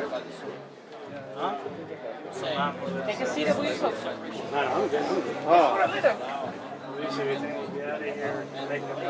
Yeah, we have. So, 10 minutes left. I thought they'd be worse. Sam. Yeah, I was waiting for these guys to All right, how you doing? You I mind? didn't know you, Should I huh? call you Hassan? man, what in the I world? don't know, people think I get offended when they call me Hassan. I don't What do you want me to call you? I don't want to call you anything. Call me whatever, Hassan or Sam. Sam, pick. Pick. Take what? I don't know what you Pick a guys name that you like. Hassan. So Hassan. How are you, Hassan? Where are you good. from? I like this one, German buddy. You like? Ashuri Chaldean. You're Chaldean. Ashuri Chaldean. Don't speak Arabic, but I'm from Chaldean? born in Kuwait. Yes, I speak born in Kuwait. You got a big community in San Diego. Yes, you do. My cousins are there too. Nice. So don't tell them you met me. 1974 came to Chicago, so I didn't learn Arabic. I learned Assyrian. Gotcha. Just want to be clear because some people think I speak Arabic. I keep speak telling- Arabic. Yeah, I know you learn. But I keep telling them I don't speak, they think I'm lying. I believe you. You don't speak No, I Arabic. don't speak it. But yeah, I don't know what you guys were talking about. That's We why I had a said big things- conversation. That's And why we got like a few minutes before we have to go break Okay, our but fast. God willing, Yes. I've come back, we'll have that Anytime. discussion, yes. I'll tell you what. I'm in Arizona, Sam, but I come up here like listen, once a month. Tell you what. I'm inviting you in front of everybody here to break fast with me. Come to my house, eat food with me, drink tea. I have a library. We can sit down. Because So, he's my right. What time do you? What time? We go to Arizona, I'm in Arizona. What time are you leaving? There's no specific time we need to leave, so if you want us to come over, we'll come over. Whatever. How late would it be? Probably on 7 o'clock. We'll start dinner. Whatever you want to Then do. we'll. He's we'll my do- right. Sounds But good, sounds I good. come up once a month, I promise you. Now that we understand each other, I will come up. We'll Okay, let me give you my number. Yes, and here, take And if mine. you want them today, if you guys are heading out, that's up because to we're you gonna guys. get. So If we sit, we're gonna sit at least till 10 p.m. midnight. So you guys better be ready. All right. Wait, let's turn the cameras off. And I don't want people. Give me a hug. All right. We'll talk more. Hopefully, but You guys do have time for a quick conversation, so what's a good he said a few minutes he wants to break. Yeah, I have to leave. I mean, we leave at 5. So. So go ahead. That's okay. We'll come back. Okay, come back. He'll call me if you want to go to his house. But then we're gonna wait till around 7:30 to break the fast. So the food's gonna start. Then after food, we're gonna sit. I mean, think it through because I I'll don't. have to, I'll have to check with everyone. Check this. If you need, what time do you need to leave? What time are you? There's no specific time we need to leave. We just need to get back to Phoenix sometime tonight. You want to leave around midnight-ish? Like cool. No, we probably leave before that. Probably come. Then let's do it another time. Then. Okay. All right. Cool. You want to say hi to everyone?